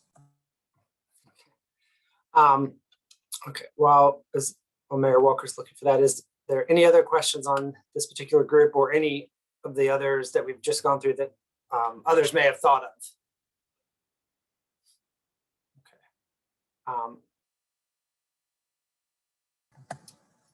No, so I got it. It was saying that the free clinic assumed management of the dental clinic. And so they were just basically saying that the funding requests for this year, and I don't know whether it's just the free dental clinic and the integrated medical clinic pharmacy, but they were saying because of that transfer, that this funding is, the funding is essential, and one was rated a 2B. So I guess then my question is, when they were under the health department, was that guaranteed funding through contractual agencies, or did they receive Vibrant Community Process? No, I think actually I'm remembering now that the reference there was when they were actually in the building at the health clinic. So the free clinic was co-located with the health district for a number of years. And so in the last year, the health district has necessarily had to expand its programming and needed all that space. And so the free clinic was then in a position to have to find essentially fair market space. And I think that's the reference. And so, no, the money was we treated them just like any other nonprofit when they were getting the free space at the health district. There was no change in our characterization of the free clinic when they were there or when they were cut loose and on their own to find space. Okay. Okay. Now we're going to I'm going to turn this over to Kaki to kind of go through some of the Vibrant Community Process information. So it hasn't been that many months since you all were talking about the Vibrant Community Fund process for the last budget year, and that will likely be true as we continue to think about fiscal year 23 already. But just a reminder about some process. Significant changes have been made to the way that the Vibrant Community Fund process has unfurled, and most recently spurned by a group that the mayor convened in 2018. Some of those changes included a new name, the adoption of 5 broad priority areas to focus decision-making, creation of some funding opportunities to improve their capacity. And so one of the things that had come up in that small group was how difficult it was for newer organizations or newer programs to sort of break into the city funding. And so this was designed to help those agencies develop some of their capacity to do that. Albemarle County, which had been a partner in our funding process, established an independent process for funding local nonprofits, which they continue to call the ABRT, which is the former name for this process. And the creations of a work group to consider additional changes.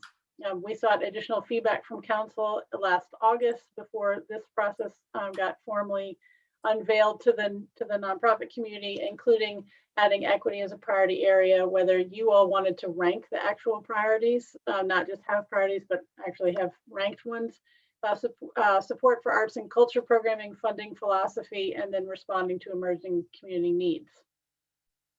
Next slide, Brian. So the impact of the pandemic has been significant on the nonprofit community and on the Vibrant Community Fund process. It's no surprise. Seems to be something we're talking about a lot today. Planned community meetings around improving the process for arts and culture did not occur. The work group was interrupted by the pandemic and resumed meeting in October, but then lost the staff person in that process as well. Many agencies pivoted services to focus on emergency need rather than previous goals. And many agencies moved to virtual services, resulting in fewer people served. But that's not exclusive. There are some agencies who are actually served lots more people because of their pivot. And so it's not that all nonprofits served fewer, but some did.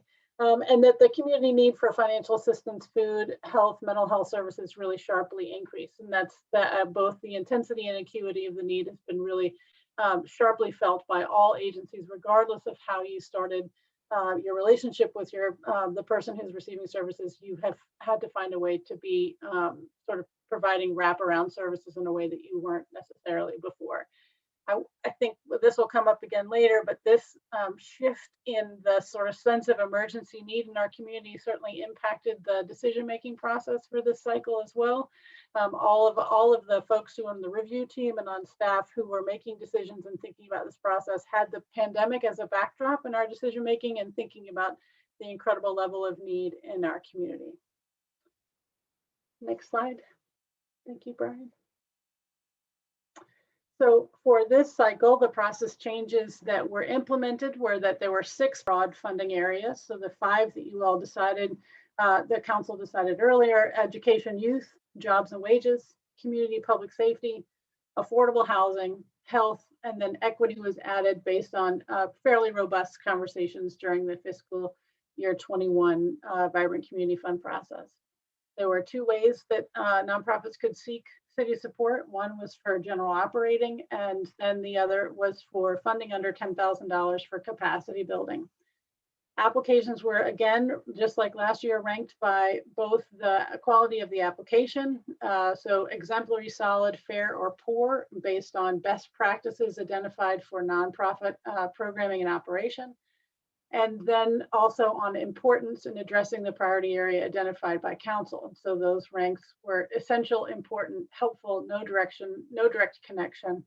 And then as you'll remember, the grids marry those 2 scores together into quadrants. We provided a new method for arts and culture applications, a streamlined process that we actually borrowed with permission from Albemarle County, who had done the same before this cycle. Application and evaluation improvements included a review team with experience as consumers of nonprofit services, experience with grant making and nonprofit management. Feel really lucky to have had the members of our review team who were part of the cycle this year, and it really improved our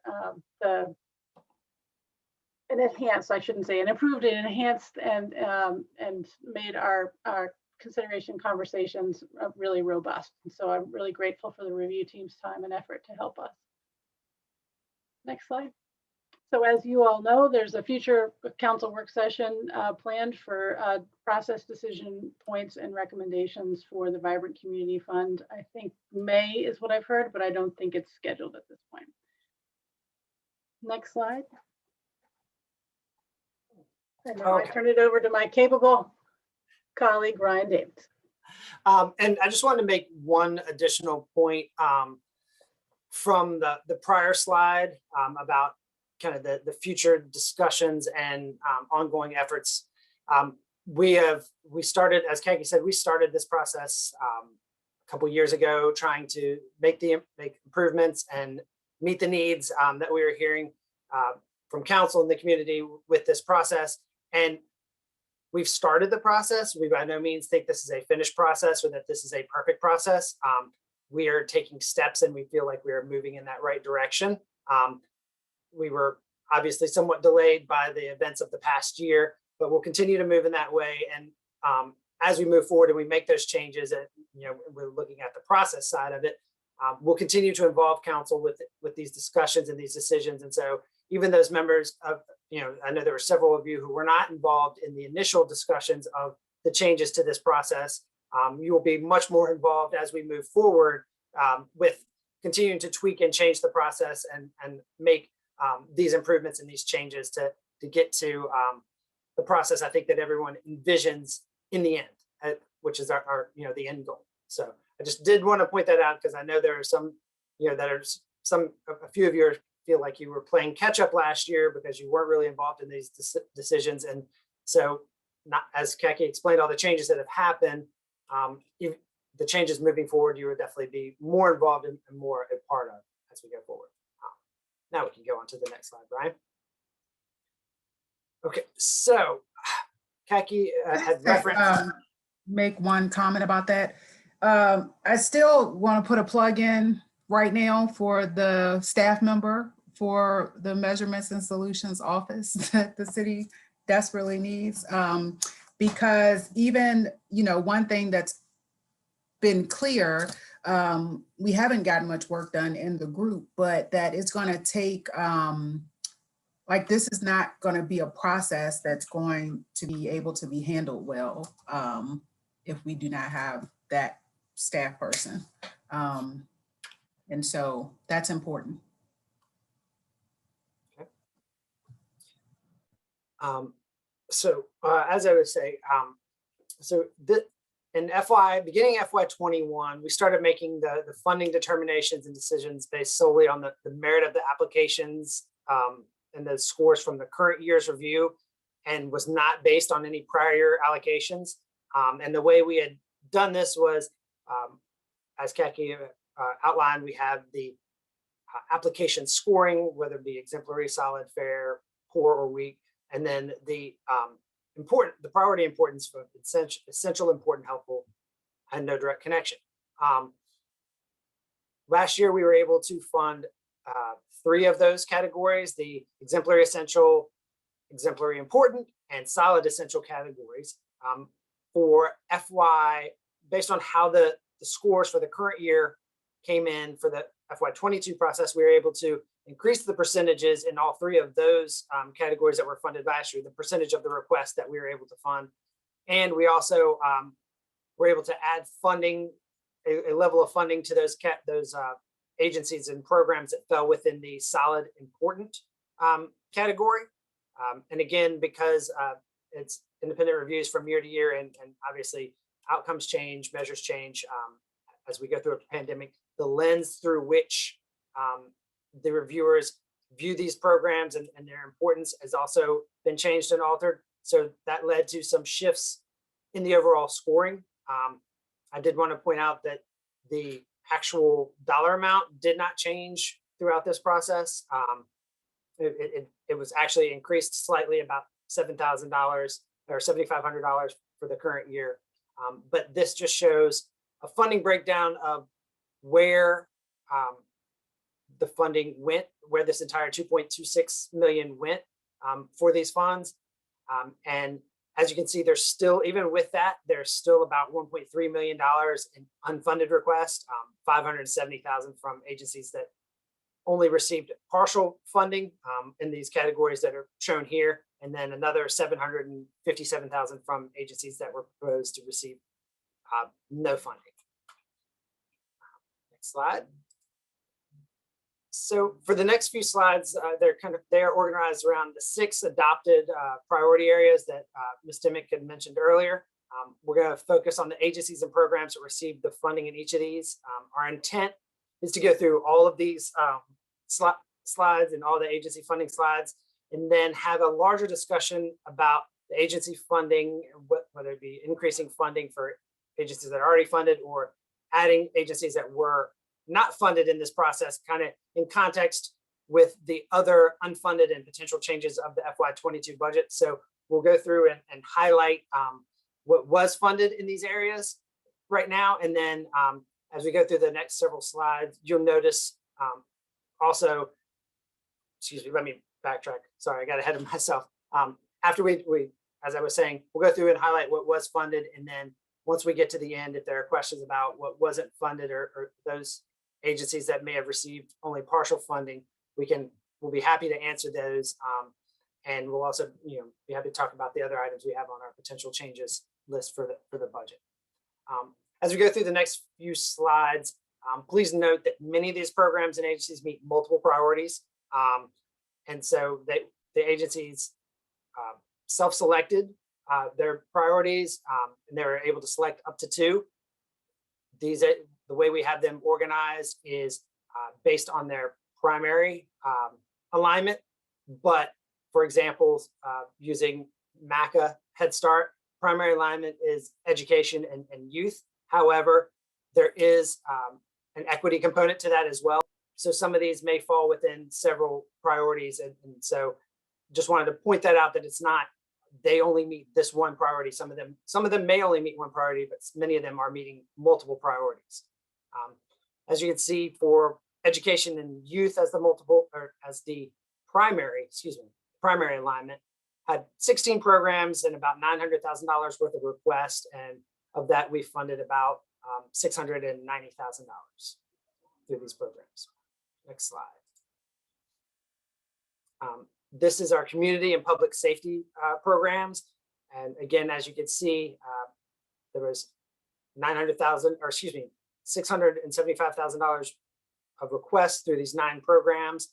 We were able to fund about $516,000 or $17,000 in the community and public safety. In all, again, there was agencies that were in all 4 of the quadrants that we were able to fund this year. Next slide. This is our affordable housing category. 11 programs at just shy of $900,000, and the funding allocations came out to about $540,000 for this group of applications. Next slide is our health programs. Again, we had agencies that fell into all 4 quadrants of our matrix that we're proposing to fund.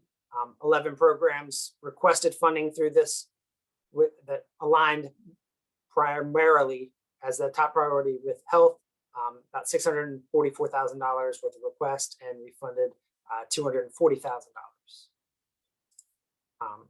Next, jobs and wages. This was the area that had the smallest or next to smallest amount of applications, only 3 program applications and roughly $70,000.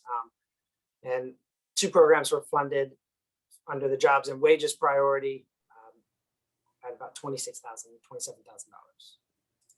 Ryan, can I stop you a second on the Community Investment Collaborative? In our book, that's shown as a 3B, not a 2B. Did that get changed? That I think that is a typo in that book. I'll have to double check that, but it also shows no money allocated for it. So okay, I will have to double check that, but based on the scoring that I had been sent, this is when we were putting together the matrix, this is what we had in there. And I believe this is also reflected in the budget document for CIC. So okay, thanks. That was our intent. The final category is equity. Again, there was 3 programs that selected equity as their primary priority area. There were 14 other programs that did identify equity as one of the priorities that they helped meet. However, it was not necessarily the primary alignment of that program. So I know equity was a new one, a new priority area for FY22, and I didn't want council to think that we didn't get any applications for this. We did have these 3 applications, and there was several others that selected this as a priority. It was just that there were 3 that were the primary priority, and 1 received funding. That was the Sinbareris program. So what were the 3? So it was Sinbareris, the Fountain Fund, and Legal Aid Justice Center. I'm going to get this program wrong, but it's the Racial Equity Law Program. I know I butchered that name, but I think you understand that program. Those were the 3 that selected this as the primary. It's called Support for Community Advocacy on Racial Equity. Thank you. Mr. Snook, the slide is correct for CIC. The book was a typo. Okay, thank you. Okay, so moving on to the next slide is our arts and culture agencies, and I'm going to turn this back over to Ms. Dimmitt to explain this review process a little bit more. So for really many years, for certainly more than the 5 years that I've worked for the city, the arts and culture organizations have expressed frustration that the process that they're asked to go through to seek funding is prioritizes and benefits the more traditional social service agencies and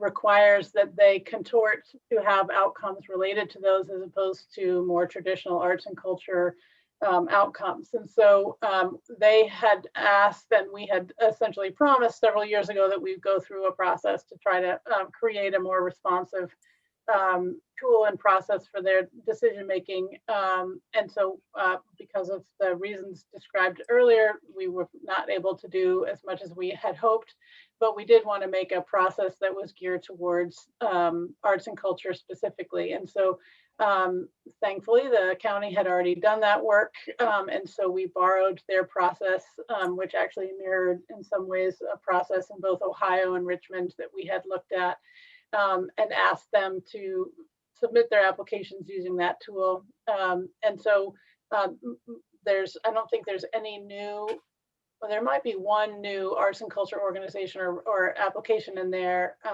but the vast majority of them were ones that we had received in years past, and so are familiar to you all. We'll continue to, as we revise the process overall for Vibrant Community Fund, we'll continue to try to create a more responsive arts and culture process. Good. Next slide, please. These are our capacity building grants that Kate spoke of, where they can request up to $10,000 for capacity building. There are 8 programs that requested capacity building grants. There was a review process with this, and in order to be deemed eligible, they had to meet certain criteria in terms of score, in terms of important and equity score as well. And priority was given to those agencies that had a high equity score, and both of these applications received the high equity scores and were recommended for funding. And next slide. So that concludes all the agency specific information we had. Before we went into the discussion, and we can go back to any of the particular slides that you'd like to, but before we went into the kind of got into the weeds of the discussions of the individual agencies and the particular agencies, we did want to show this slide, which is what we're calling potential changes to the 22 budget. Additional outside agency funding is one of the areas we've put on here. This reflects the list that we came away with from the last council meeting, or the last council work session we had with you last week. We feel that we've captured, this captured most of what was talked about, and wanted to, before we started talking about agencies, look at this holistically and talk about additional agency funding in terms of looking at it in additional adds for the budget as a whole, because as we did show you, we do have that additional funding available for FY22 between the changes in our BPOL receipts and the 2 expenditure reductions. However, as we said, there's always more, the needs always outpace the funding. And so this was to try to tee up those conversations so that when we are talking about potentially adding agency funding, we're also looking at it in relation to other needs that council has mentioned that they want to add to the budget. And so with that, I will turn it over to any questions, conversation about agencies, or any other items that council may want to discuss with us or amongst themselves. I just want one of the proposals that I submitted was the Office of Innovation. And then within that was the Solutions and Management and Measurements Office creation. And so I would like for them to be added in future slides so that it's at least part of our, discussion and thought process. And whenever it's done, that it'll be clear that it was brought up for many years, the entire time, at least for the measurements and solution piece that I've been here. So I would like for that to happen. I also would, if we could add the employee compensation for the COLA, and I would like for council to have that discussion. We already know that the comp study, and I'm interested in where where we are in that process.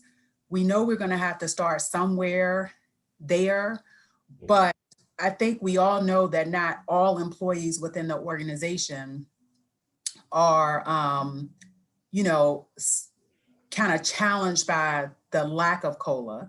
And I think if our top level management, we keep having the discussions every time we have increases. When there was the $15 an hour, it was compression issues for other employees, which translated into the why we shouldn't do this.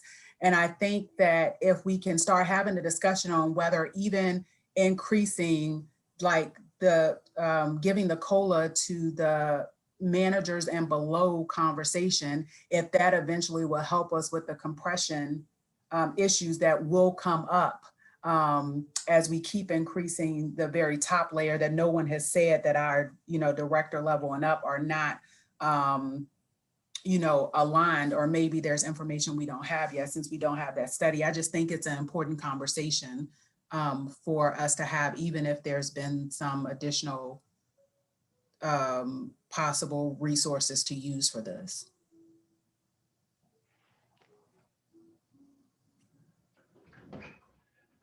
One question that I had for, I guess for Ryan or Kaki, I'm not sure who, on the page it talks about arts and culture agencies. The arts and culture agencies, there's an entry here for Vinegar Hill. I assume that's the magazine? That's the Lighthouse at the Vinegar Hill Theater. I looked that up. That's why I know. Ah, okay. That's correct. That's correct.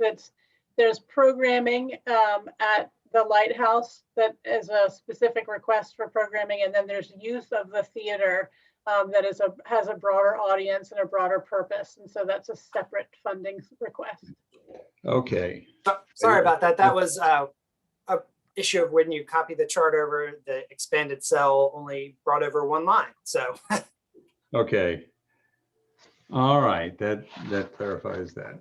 And under city-supported events, that's a category that we've seen a number of times in different years. And sometimes it's been apparent looking back at the budget, what was included in that, and sometimes it's not clear. What is included in city-supported events? So the city-supported events refers to events where we are not necessarily paying for the event to take place, but rather the city's support of that event. So for example, there's transportation related to the Dogwood Festival and the 4th of July, where the city incurs the expense to run shuttles and things of that nature. There's cost related. Part of the reason there is a little bit of an increase in the city supported events for this year is a transfer of some of the costs related to the grand illumination. And that's also supported in there. I think I mentioned the Dogwood Festival. I believe there was also what partially in here is the waiving of fees for, I'm blanking on the festival now. I believe it. I'm sorry. I'm blanking on the festival. There is a festival where we waive the fees. That's roughly $2,000 to $3,000 in that amount as well. And so it's just little pieces like that. There's some costs related to security and cleanup for some of these larger city events, and that's what this lump goes to fund. Thank you. Mm-hmm.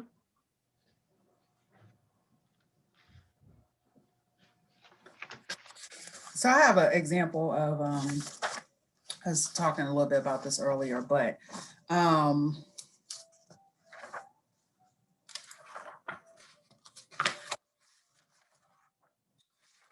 I think, you know, Michael brought up, I gotta find the page, my notes for the other thing, but FAR's requests, Crecientos and Sombreros. I mean, who else can do that work? I'll say it again. So when maybe they didn't understand equity and applying for that, but are there other organizations, and I said this last year, who can meet the needs the way they do? And so I think that's important for us to consider as we vote on this. And if we could all look at the Piedmont Ymca as I'm given my example, if I can find this year's. Because I think this is important for us to think about this. So last year, this organization was rated a 1B, and this year it's a 1A, and their request was for $68,000 both years. This year, we've increased the city manager proposed funding to 64.6. Last year, they received $37,52 was the recommended amount, and I don't know if they were on the slide that whether that changed or not.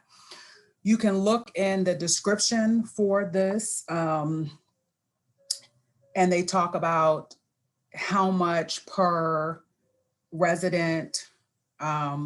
This year it's 68,000 for 85 residents. Last year was 68,000 for 112 residents. So it looked like that amount should have been able to be reduced if this information is factual. Something that came up last year was that the rate of the income for which they were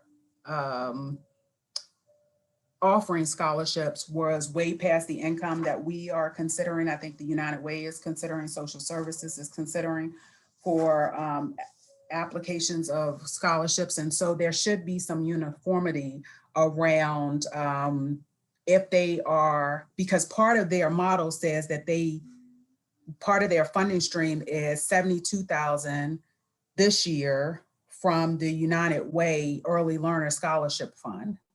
And so and I'm sure that United Way, based on what I understand of the child care scholarship, is making sure that that amount that families who apply for that funding fit inside a income stream.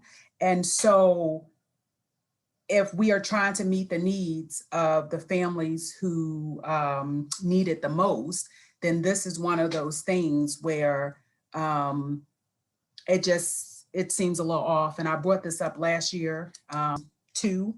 And I just think it's something that we really needs to look at. And if the United Way is meeting the needs the way that the city is aligned with our priorities, then the money, all the funding should go to United Way, and then it would be dispersed out as needed, or the money should go to social services to be dispersed out in those income brackets. So that is an example of, just trying to keep our costs down so we can serve as many people as possible. And also whatever if it's still 70,000, which I don't know because nobody ever answered that question last year. But if that's what they're still doing, if we are okay with that, then we need to say that. And I don't think we are. And then we need to say that too, but we need to figure out the process to make sure that the money is flowing the way we intend it to flow.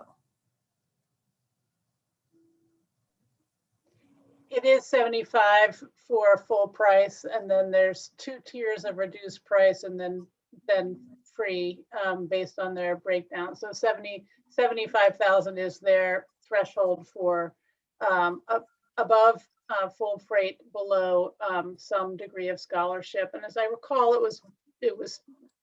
it wasn't a model that they adopted themselves, but it was tied to some other metric. And I was just searching through their application for CARES funding to try to find that, and I'll keep looking for that for you. And what I'm hearing is more about having a uniformed expectation for childcare scholarships, regardless of where the childcare is, and regardless of what the funding stream source is, whether it's through United Way or it's through us or through DSS.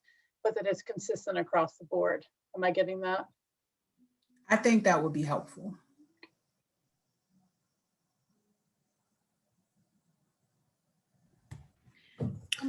Jackie, do you have, one thing I am noticing is obviously we've got some changes from this year to last year in who rated what. I was curious if you could help me understand a little bit better why some of these might have changed from last year's re-rating that happened to this year's.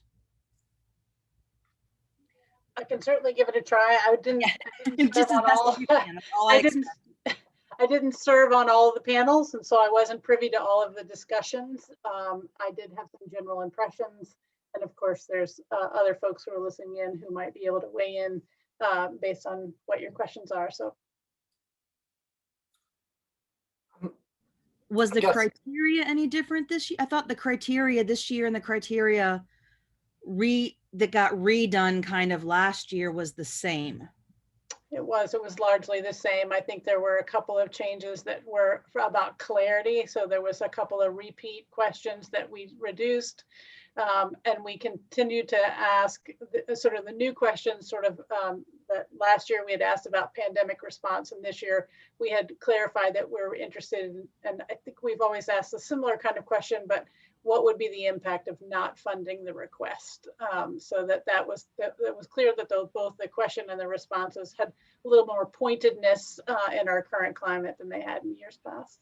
But other than that, the process was the same. I think the difference both for last year and this year is, of course, the additional ranking of importance based on importance for meeting the council's priority areas. And so that's the biggest shift. I mean, other than, 2 years ago, we had said to nonprofits that that every year would be a clean slate, that there wouldn't be a reference to last year's funding. And so this is again in reference to the feedback that we had received in the 2018 ad hoc group convened by the mayor, which was that if agencies could assume that they were going to get at least what they got last year, or some percentage, then they were always going to eat up the pool of available funds. And so it would be nearly impossible, even if you were meeting a really critical community need, it would be nearly impossible to break into the funding cycle unless we said every year is a brand new slate. And so what that means is you're not tied to the request, the amount of the request you had last year. And certainly we saw agencies in the last 2 years increase the amount of money that they asked for from the city, and others that did not. So those are the sort of two really big structural changes, I think, for nonprofits. Thank you. Can I add that the conversation around that was, to try to give these maybe organizations with fewer resources the opportunity to kind of compete in a way. We still have some work to do, which I know it's been stated, but I guess I'm not trying to pick on the why. I guess I just wanted to, so why do you think, is it based on those council stated priorities from last year that would have caused the WISE application to get jumped up like it did this year? I don't know. I wasn't on that particular panel, so I'm not privy to the discussions. Maybe somebody who's listening in who was on that panel or can remember the discussions, but I don't have the specific, other than what was in the report, for why that might have changed. Okay, I wasn't trying, I mean, again, I appreciate it. I know that a lot of work goes into this by a lot of different people, and it's just trying to kind of understand the changes and the differences. Every year there's subtle changes, at least in the group that's evaluating too, so. And this year we had more than subtle changes, yep. Can you speak to that a little bit, Kaki, just in terms of just the changes that were made from last year to this year in terms of the evaluation group? So with the review team for many, many years was largely the same, the population of folks who agreed to serve, and they really reflected people with experience both working in nonprofits and as donors or grant makers. There was a strong push in 2018 to try to make sure that we included more people who had experience with nonprofits as consumers of nonprofits and more members of a diverse community group, particularly Black and brown folks from poor neighborhoods who are part of this decision-making cycle. And so we've been really intentional about that. And so we're really pleased by this year's review team. We are really, every single one of them was really exceptional. We were very lucky to have Ben Allen from the Equity Center and Juan Diego Wade to join this year's group, among many other folks. So we were thrilled to have the group that we had this year participate in the process. And just to be clear, how was this group chosen? Who, by whom? It's by staff, and so we go out and seek people. And one of the things we also identified from 2018 and continue to try to support this effort in every sort of community group that we pull together for those folks who are coming, whose expertise is lived experience, that we pay them for their time. Okay. Another subtle difference that, you know, as far as how these agencies were reviewed and viewed is, as I mentioned earlier, it's the lens through which the importance was also viewed. When they were reviewed last year, it was before we really had even, maybe there was a whisper of the coronavirus. And so now we've lived a year through the, you know, we were almost a year through that pandemic at that point when we start to review it. So the importance of some of the more pressing and urgency needs, such as food, shelter, those kind of things, tended, you know, if you look through the scores, those tended to score slightly higher because of the lens that the reviewers were viewing things through as well. And I think that to some of the subtle changes on the importance side, you know, many times when you look at the year-over-year rankings on the what I'm going to call the quality side, there's very little change in that. I mean, there's some agencies that will come up, but you don't see huge swings in how those agencies are viewed from a year-over-year basis. But there is some changes, and, you know, again, the pandemic did affect. One of the things we look at is outcomes, and the agencies. You know, Mayor Walker mentioned reserves for the contractual agencies. For these agencies, we do also ask about operating reserves and capital reserves to make sure that they are a good, solid use of taxpayer dollars. And so those are all things we look at, and that the pandemic did play an effect on some of those that may have changed the score a few points here or there. But it's all those little things throughout that have caused the variations through the scores.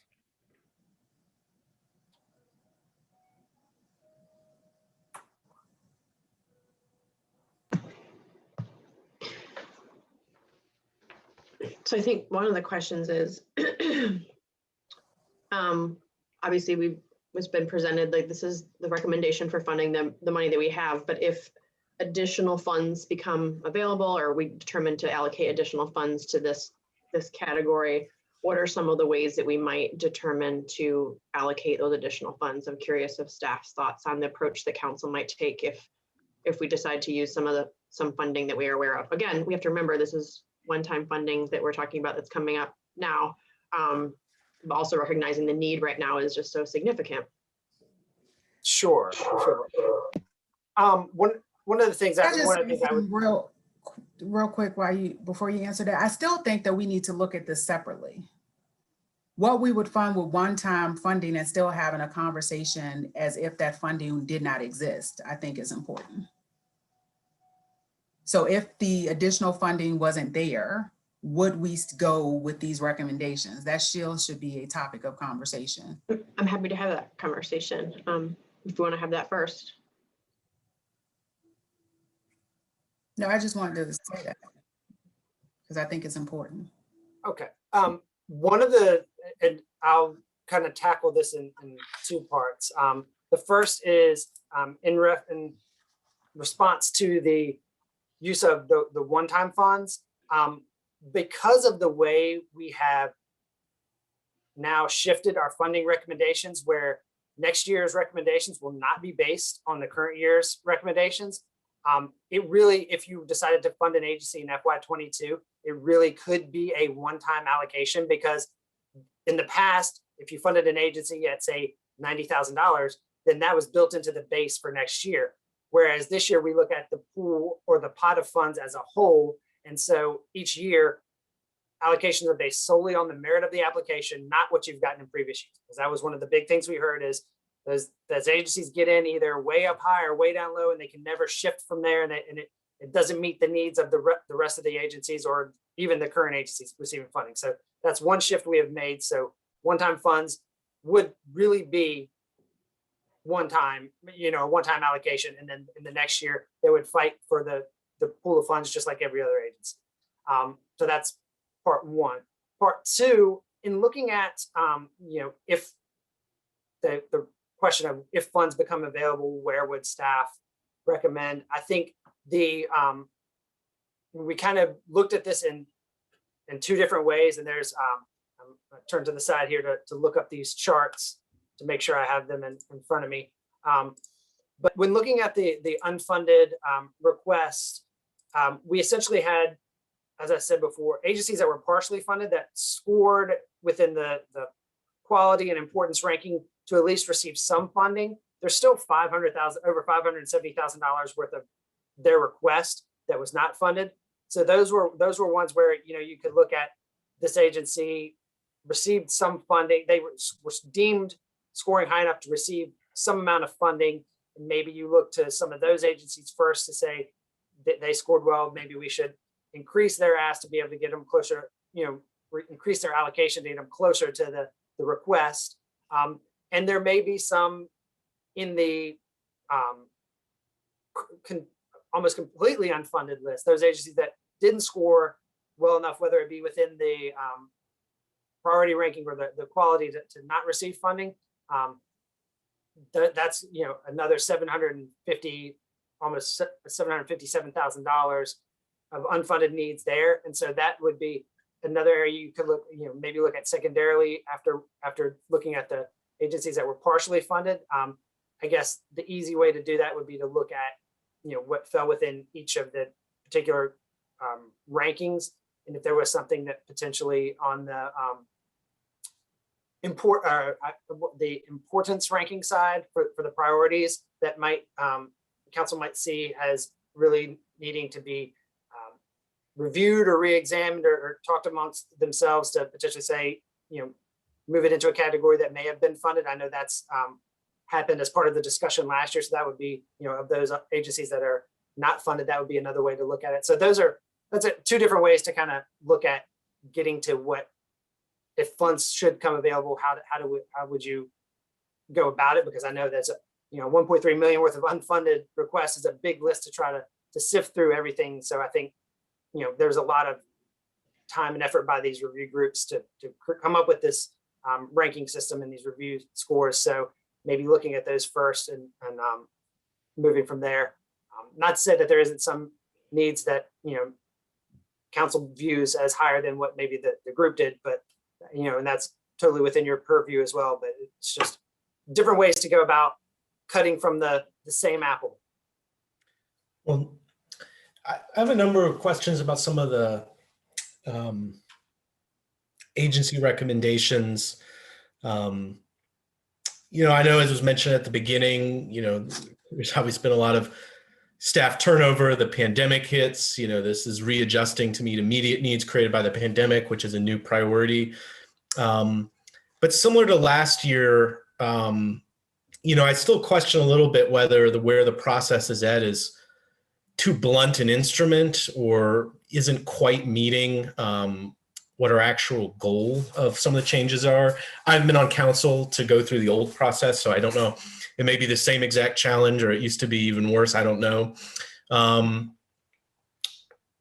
But because of that, going through it, some of the things I was trying to look at is, get a sense of the impact of the program, but as well as what percent of the operating budget of the program request came from the city, and just thinking about how, one unfunded request, if it's 1% of their budget, is going to have a much smaller impact than if it's 50% of their budget.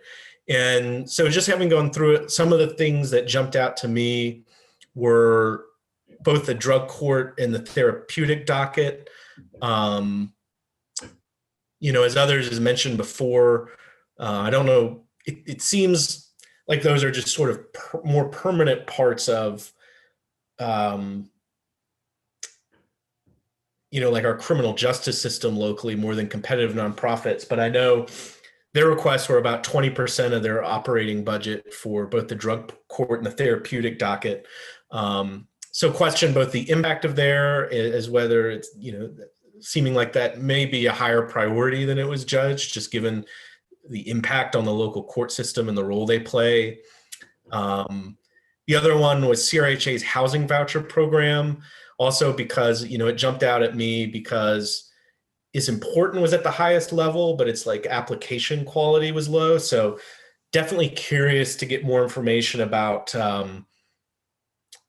what that is and what impact it would have to not be funded. My concern is that if we don't fund that, we're basically just going to be in a situation where people who could have been housed with housing vouchers just won't be able to because it's not funded.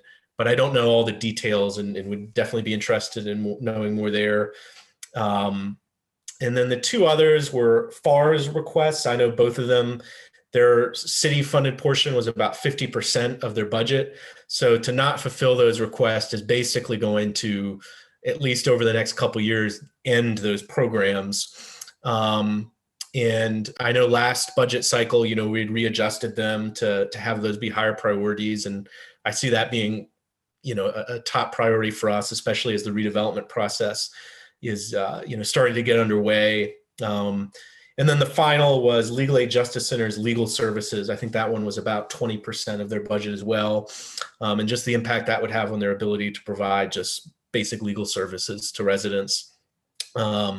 So those were the ones that jumped out to me. When I added those up, if they were fully funded, it would be about $312,000, I think, for that gap there. But what I just can't wrap my head around at all is figuring out like how all these things fit into that matrix. And if we're thinking about if even some of these or all of them, how to meet it, like, are we just how we would go about that in terms of like shifting where things are ranked. Or I would note, I know at the beginning of the budget presentation, it was noted that there have been some revenue changes. There are about $300,000 that have been cut from the police budget compared to our last presentation, both for the Mabel data units as well as two positions.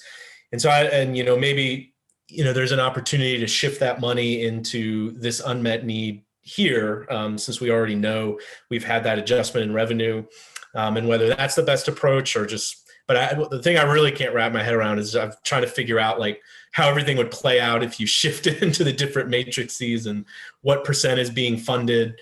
But I guess the bottom line for me is it would seem like those requests, again, particularly because of the percent of the operating budget there are and their alignment with our priorities, would be important to try to fund as much as possible, however we get there. I'll just, the decision about how to move them around or to fund them is entirely up to council at this point. But around the issue of the instrument, I think you're absolutely right. I'm not sure if I would describe it as a blunt instrument at this point. Well, we've put a lot of work into it, trying to make it as transparent and objective as possible. But these are also human beings, and so we are able to influence processes directly and indirectly, intentionally, unintentionally. And so there is a level of subjectivity that's inherent in the process, as long as we're not having it be like scored by a robot or an algorithm. And so that can be a really good thing. And I will say that even in the 5 years since I've been working for the city, there's been a shift in expectations around what should be valued and what should not be. And so this instrument has not been able to keep pace with that shift in council interest or priorities. And so that's something for us to consider going forward, how to create a more flexible tool that can shift. For example, percentage of overall budget in years past, that those organizations who had the smallest percentage of their budget coming from the city council had the higher scores and the greater interest, because it seemed they were less reliant on city funding, as opposed to those organizations now who need the funding more than other agencies might be. You all might be more inclined to say they need it so much, we need to give it to them. And so that's just a philosophical difference in the way sort of organizations have been valued in terms of their economic viability. And so that's just one example, and that there are a number of those kinds of things embedded in the tool. The tool was originally created with a set of best practice nonprofit administration strategies inherent in it. And so some of those things you all would continue over time. Council members have continued to value, other things less so. And so there is something to be said about looking at the tool in a way that makes it flexible enough to accommodate sort of shifts in philosophy. I would also say that and this is something that 2 years ago, or maybe even a year ago, time is difficult now with pandemic.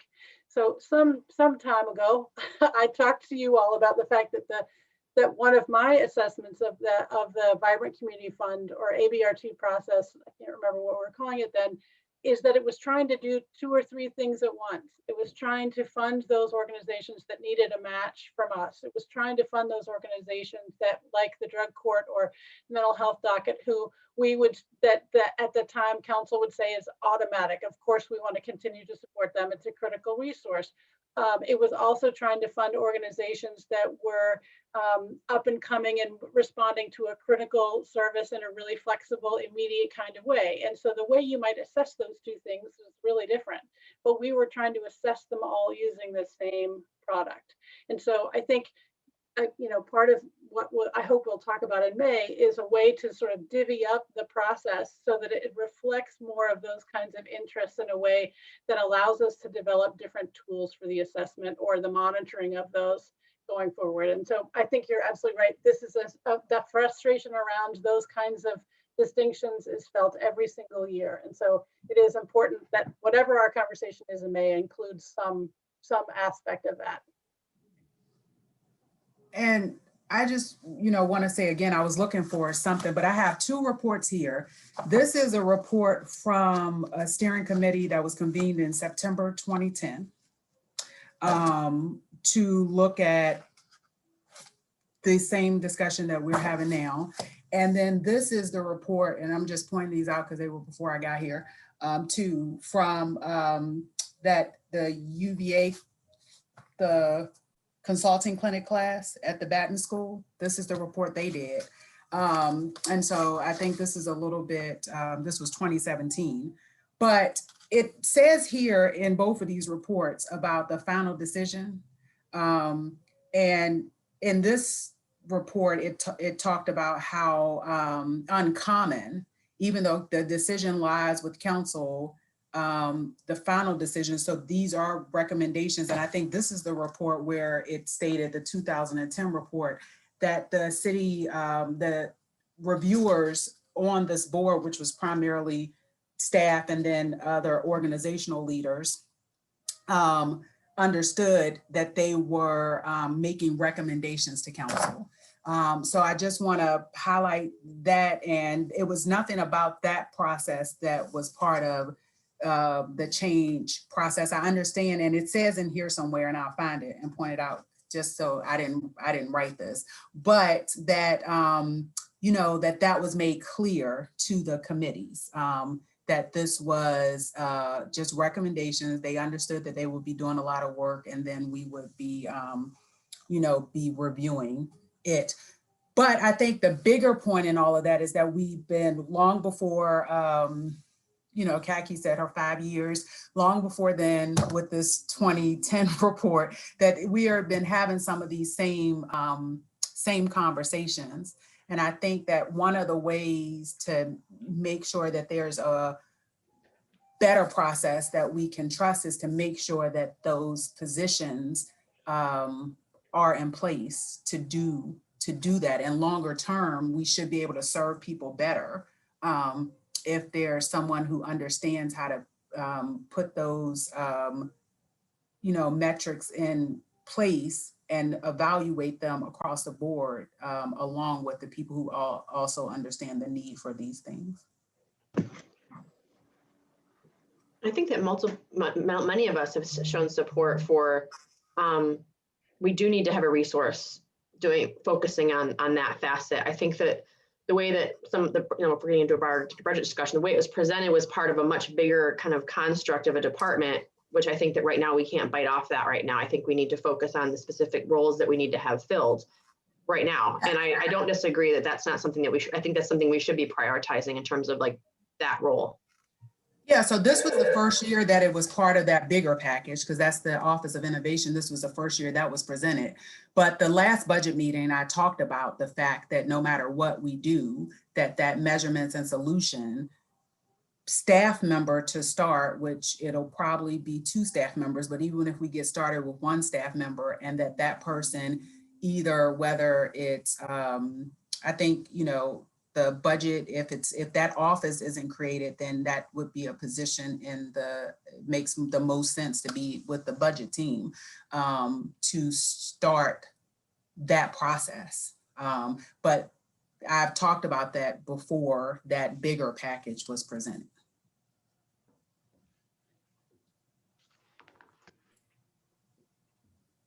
So I just want to make sure that we all heard the support of looking at that and figuring that out. And that should end up on the slide somewhere.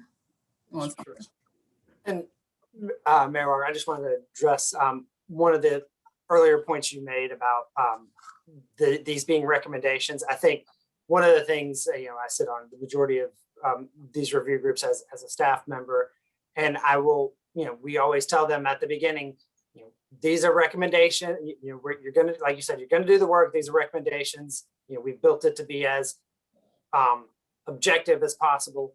However, there's always some subjectivity to it. And again, as the reviewers, they don't get the emails and the midnight phone calls from the agencies and from the citizens talking about these various programs. So there's that extra layer that comes into this these determinations. But you know, it is understood that even, you know, there are going to be recommendations, and there are going to be some that are followed, some that are not, and it's just it's not, you know, obviously you can't take those things personal. This is recommendation to council has much bigger things and priorities to kind of balance all of this against as well. So. Well, and it should be said, I mean, even in the, you know, the things I laid out, still the majority of it is still driven by those recommendations in that work. So it's not as if like every single thing was off by any means. But again, to me, it sounds like there's sort of 2 parallel conversations, like the decisions we need to make this immediate budget cycle, and then that longer term work of adjusting the process. And again, like I said, where I'm at is those agencies outlined, and I'll send those out in an email as well. You know, I'm definitely interested in trying to, as much as possible, fill the gap on those between their request and what's funded, particularly some of them that, you know, got 0 funding. And, you know, in the context of, you know, the you know, cuts that have been made to the police department's budget, and also, you know, the influx of stimulus money that we're never going to get. You know, I would be interested in, you know, potentially even filling those funding gaps, not by cutting other agencies, but by providing more money into the vibrant community funds that, you know, is potentially made possible by those cuts we were presented with. But that's where I'm at, and I understand it may also involve you know, shifting some of these ratings into 1A or 1B and just figuring out how exactly all that works out. That's the thing I really can't wrap my head around, what that would look like for each one. Again, that's where I'm at, is definitely wanting to try to match the unmatched funding request for those specific agencies. But also, I think we also need to look at that for the last 2 years now, we've had jail savings, and looking into those programs, including the public defender's office, which assist us in those savings, including the mental health therapeutic docket and the drug court. All 3 of those help divert from bed days, which then bring down our bill from the jail. So just something to think about on that end too. One question that I had, I remember last year, and it was my first experience with the process, and so I may have been misinterpreting some of what was sort of zooming by, but it seemed to me that there was, let's say, some flexibility about what the top end was of the amount of money that we could allocate through the Vibrant Community Fund. And while it wasn't It wasn't something we could just continue to inflate. There was a point where the staff, we reduced from 97% to 90%, some of the allocations and that kind of thing. There was also a sense that I remember having the sense at one point that it seemed like there was, some flexibility to the tune of a couple $100,000. It started off as $2.3 million. It got reduced to $2.1 million. I think we added a little bit extra along the way. What sort of parameters are we dealing with here? Is there anything that's hard and fast about the 2,266,000 figure? So I'll kind of spin this back to the context of, kind of the message and what we've been speaking with you guys about over the last couple of weeks, is that this 2.6 million is baked into the bottom line of our $190 million, or 100 with the changes, it will now be $191 million general fund budget. And so with that, as you all have, as we've heard you repeat and say several times, it's a trade-off or a decision.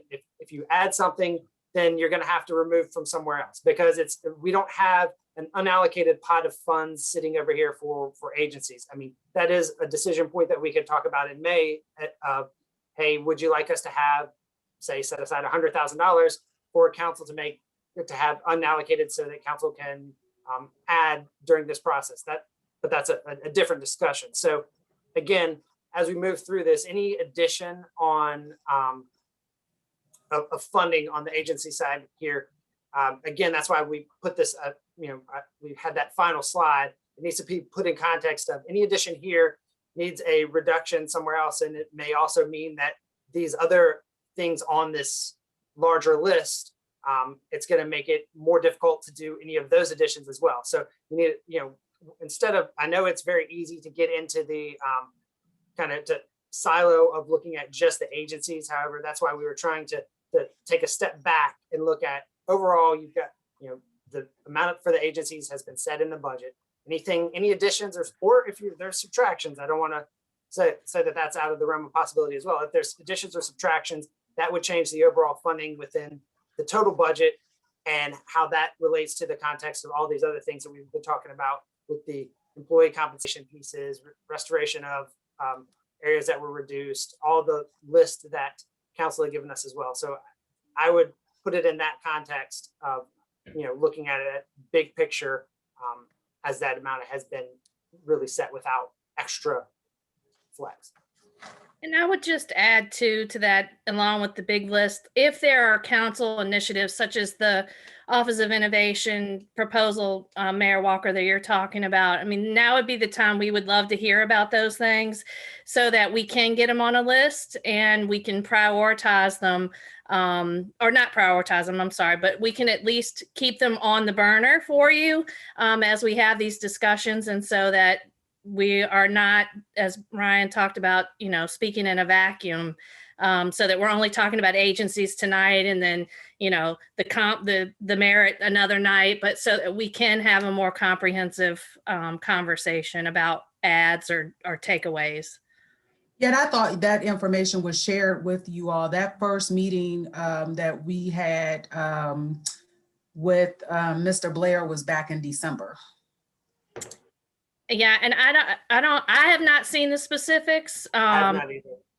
So yeah, I think council needs to discuss the scope of that, because I think there's a lot of different ways we've given feedback to each other among ourselves. So I think it's important that we kind of are clear on kind of where we are coalescing around what the scope of that might look like.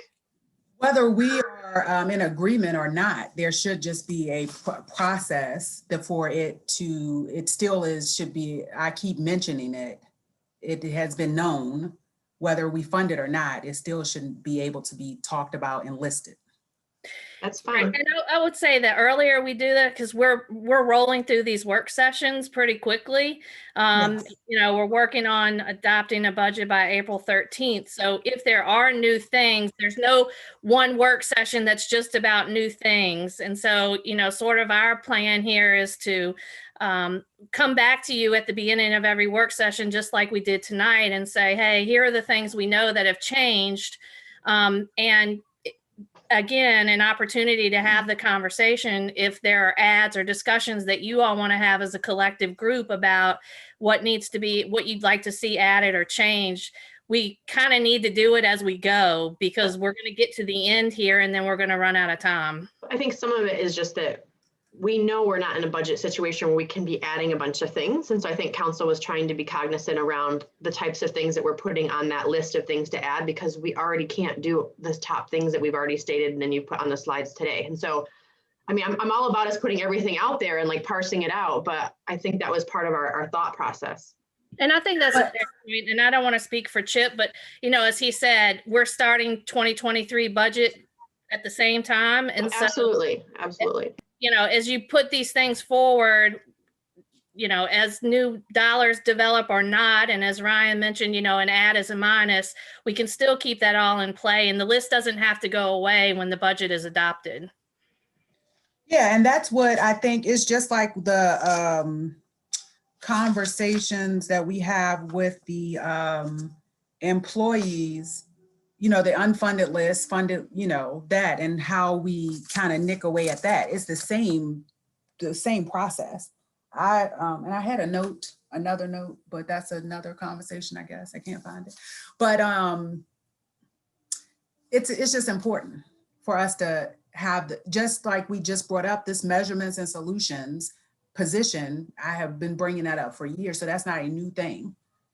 And so if we had the same kind of list, it would just kind of stay on there. And when we get to it, we would discuss it. Another question I have about tonight with the conversation right now is, so if we look at AHIP on this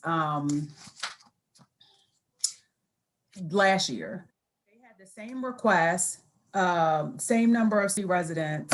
The proposed funding was 165 last year. And I know that it's a step next year and there's new people who are evaluating the program, but this year it came in at 187.5. So I'm just, you know, in terms of looking at these as the parallel conversations, I think it's, if, you know, we are now making decisions based on the fact that this American Rescue package is coming, and there will be future package. But I think we also need to keep all of these things aligned for the future. So the Boys and Girls Club is also in there. And I would not be all over the place if I could find my notes from earlier, and I promise I took some, but that just jogged my memory. The Boys and Girls Club is in here for an after school program, which I'm sure was written based on a normal year.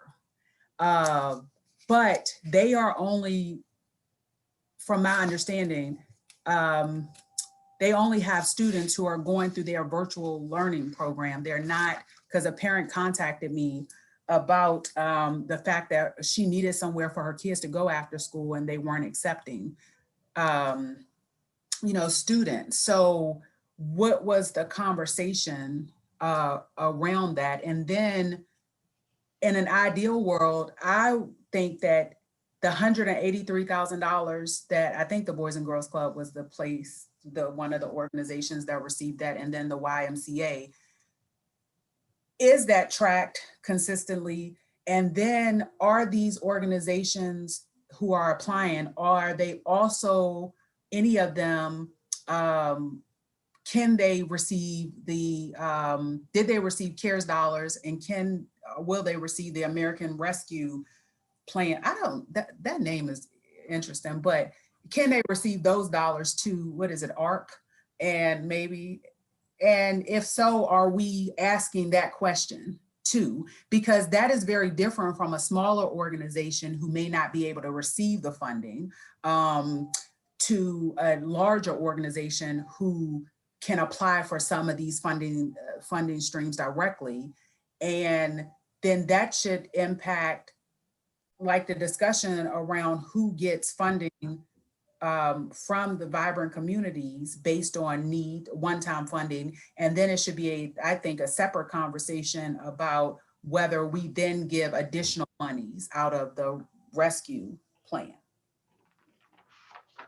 Well, to the question of the broader priorities, I stated my thoughts on vibrant community and these bigger picture priorities. I would say,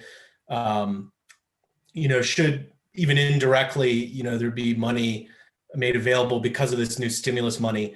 I would still rank my top priorities as funding for the CAF and trying to get to that $3 million level. I know that's a big lift, but we just adopted a housing plan that called for 10 million a year, and we've got to start beginning to get to that commitment yearly. And I know last year, the pandemic necessitated, removing all funding in CIP for CAF projects. So I think it could be an area where there's a lot of one-time expenses for basically projects that are shovel ready, affordable housing projects that would be able to put it there. And perhaps, in a process, there may be other things for rental relief or eviction prevention, but I think we could get a lot of bang for our buck if there's money freed up to put it there. And again, those staff positions for the climate action planning process, as well as the recommendation for in the affordable housing plan, whether it be directly in the city or indirectly outside of the city, investing to provide right to counsel in eviction cases. And I do think that'll be a very immediate priority once these eviction moratoriums fade out.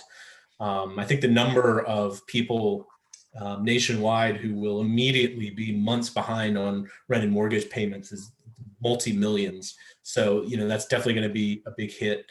And then finally, thinking about these bigger priorities, like about next year's budget, I know it may not be possible this budget cycle, but the General Assembly has given localities the authority to implement a tax on single-use plastics, in exploring that both for the environmental benefit, but we could expect to perhaps raise a couple $100,000, and we could potentially earmark that for the climate action planning process or green retrofitting homes to reduce energy costs, all kind of climate related things. So I know that's more, that's probably more next budget cycle than now, but I see that as a potential opportunity. I just wanted to add two thoughts to things I've said before. The first is, Mayor Walker, I will join in saying that I think measurements is an important step forward that we need to be taking. I have some quarrels with exactly the proposal you circulated, but I have no quarrel with the idea that we should be looking for ways to measure the success or failure of the plans and the programs that we're funding. And I hope we can figure out a way to do that that's frankly good financially for everybody. The second point that I just wanted to make is that I served for about 20 years on a committee that had as one of its main tasks making grants to social service agencies, to nonprofits. 20 years is a long time. In 20 years, I saw a lot of different philosophies come and go. And there were times when one particular notion was popular and was thought to be important. And at one point we were trying to encourage more groups to sort of startups and funding startups. And other times we would be sitting there saying, man, those startups, they really, they bombed out, they wasted our money. Let's go back to the tried and true organizations. I just want to caution us not to be too formulaic, not to be too inflexible, not to be immune to the, hey, that's a great idea impulse. And if we can balance or leaven the rest of the mixture with that kind of an attitude, rather than obsessing over exactly what rules we want to follow to get to our final result, I think we'll be happier in the long run. I just hope we don't get bogged down in trying to perfect the procedure, because it's never going to be perfect. Mr. Boyles, when would you say staff will have taken their first pass at some of the priority needs that they'd be identifying across departments with this potential funding that's coming? By the end of next week, Okay. I mean, we can at least start getting our list, even if we don't have the details to those. Very similar to what we were talking about, you all were talking about just earlier of, the important thing is to get the ideas, get the list started, and then we can start looking at the financial details. The only thing I would just add, not to be, burst the good news, but the one thing is that we still are a long way from knowing how we're going to finish FY21. And I Ryan's promise, Chrissy, that was on my list of things I was going to say. Yeah. Sorry. So Ryan will be presenting that monthly report to you next week, actually, and there's a big number to make up there. So there is some of this money. While it's a big number, some of it's probably already spoken for.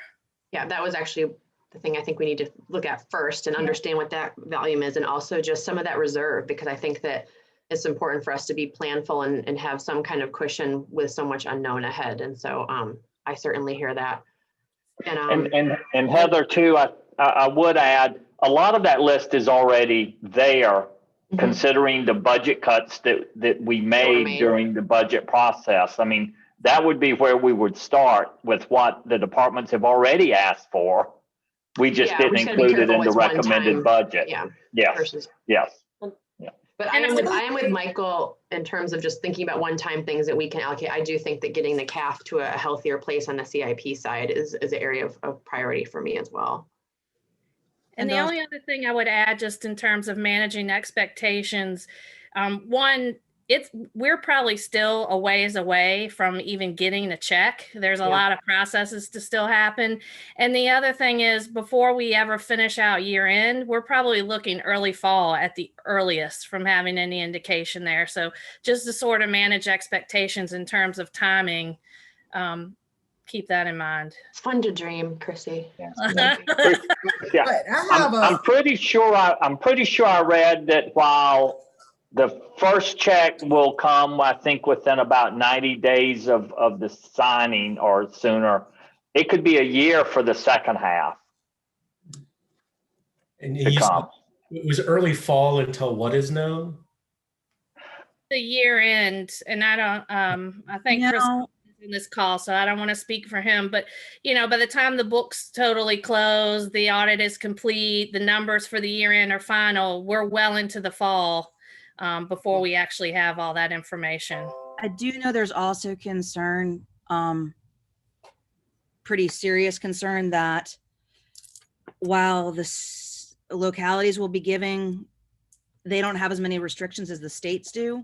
And there's concerns that if the states do not meet their expectations and don't get their second half, that they will withhold other state funding to make up for that we will then need our rescue plan funding, because the states, it sounds like, have more obligation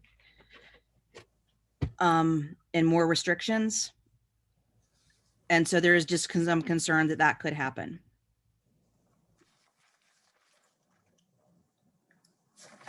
And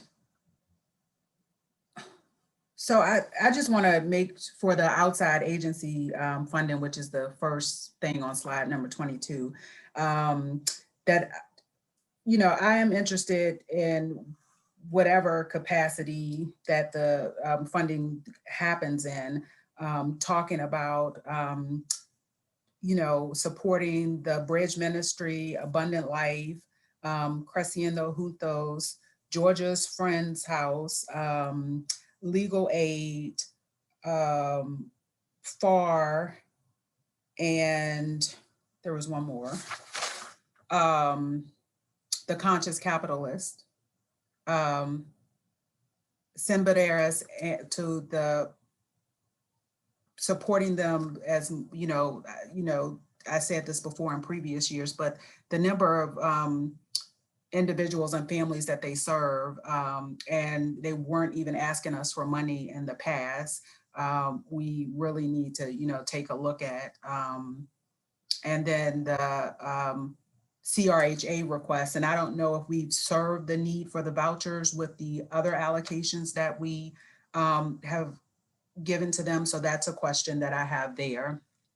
I still have the questions about the employee compensation and would like to look at the original question that I asked versus, and if out of this one-time funding, there are bonuses that would make up the difference. And if and I think instead of just assuming morale issues, that we should have that, conversation.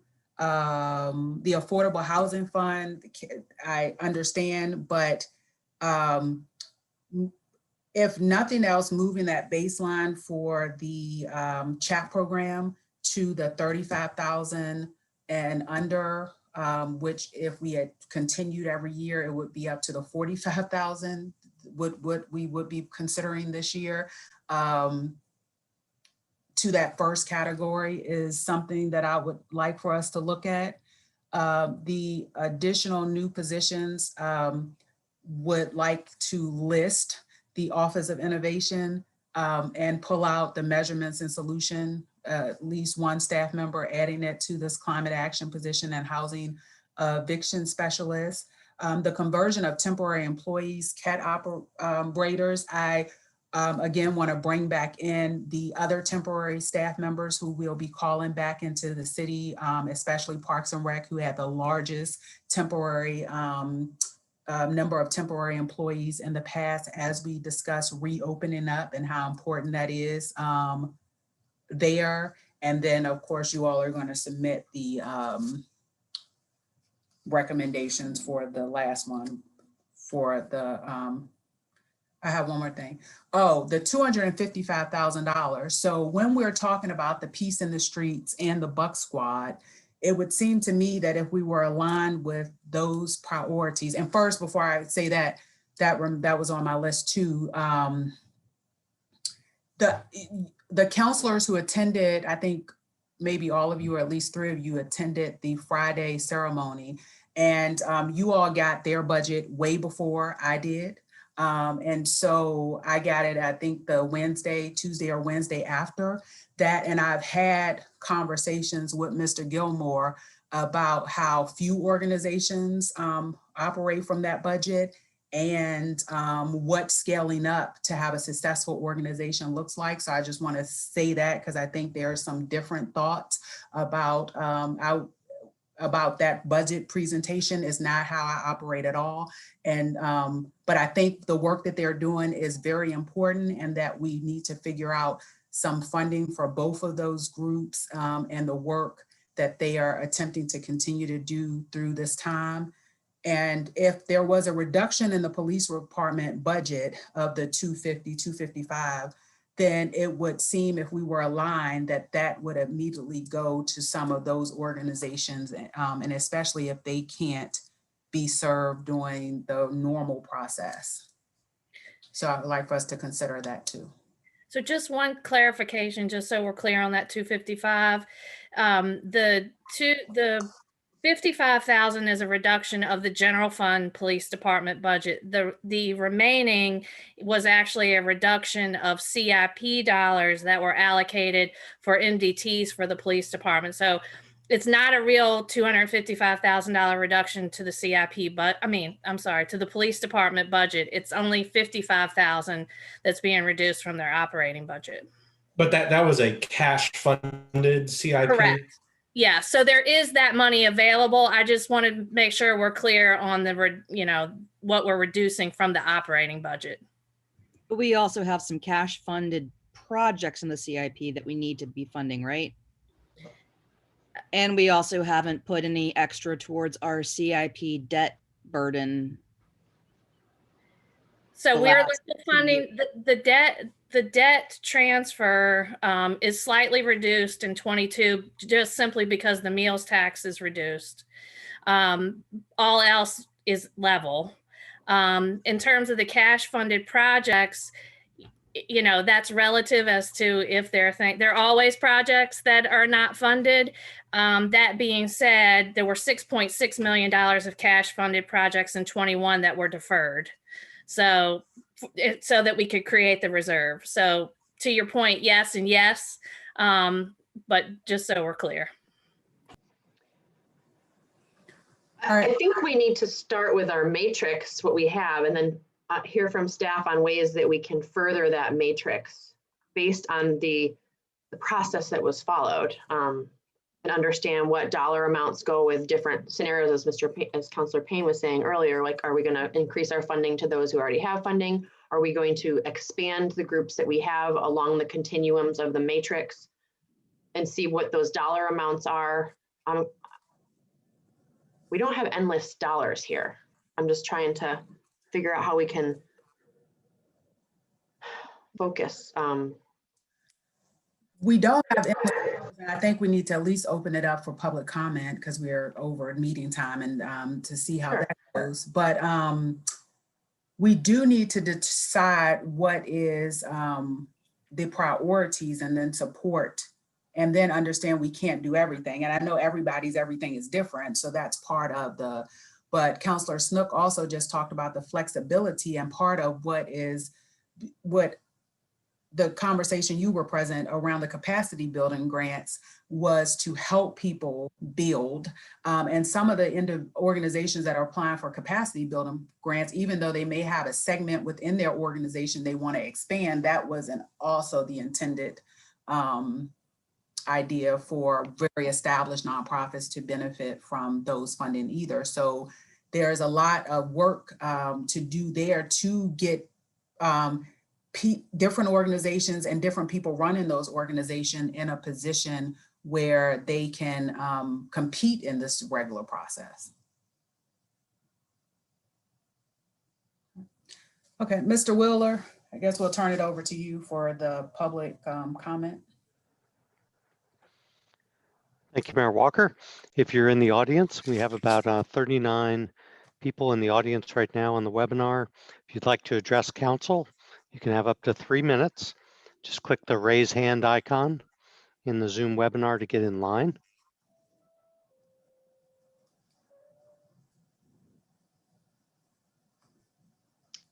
We have a couple hands coming up. First up will be William Washington, followed by Aaron Tucker. William, you're on with City Council and you've got 3 minutes. You'll have to unmute your microphone. Can you all hear me? We can. Okay. All right. Well, thank you. This is I've logged in. This is Jay James. I am chiming in representing the Bridge Ministry that was just mentioned by Mayor Walker, and I would agree with Councilor Snook about being less formulaic and looking at the bigger picture.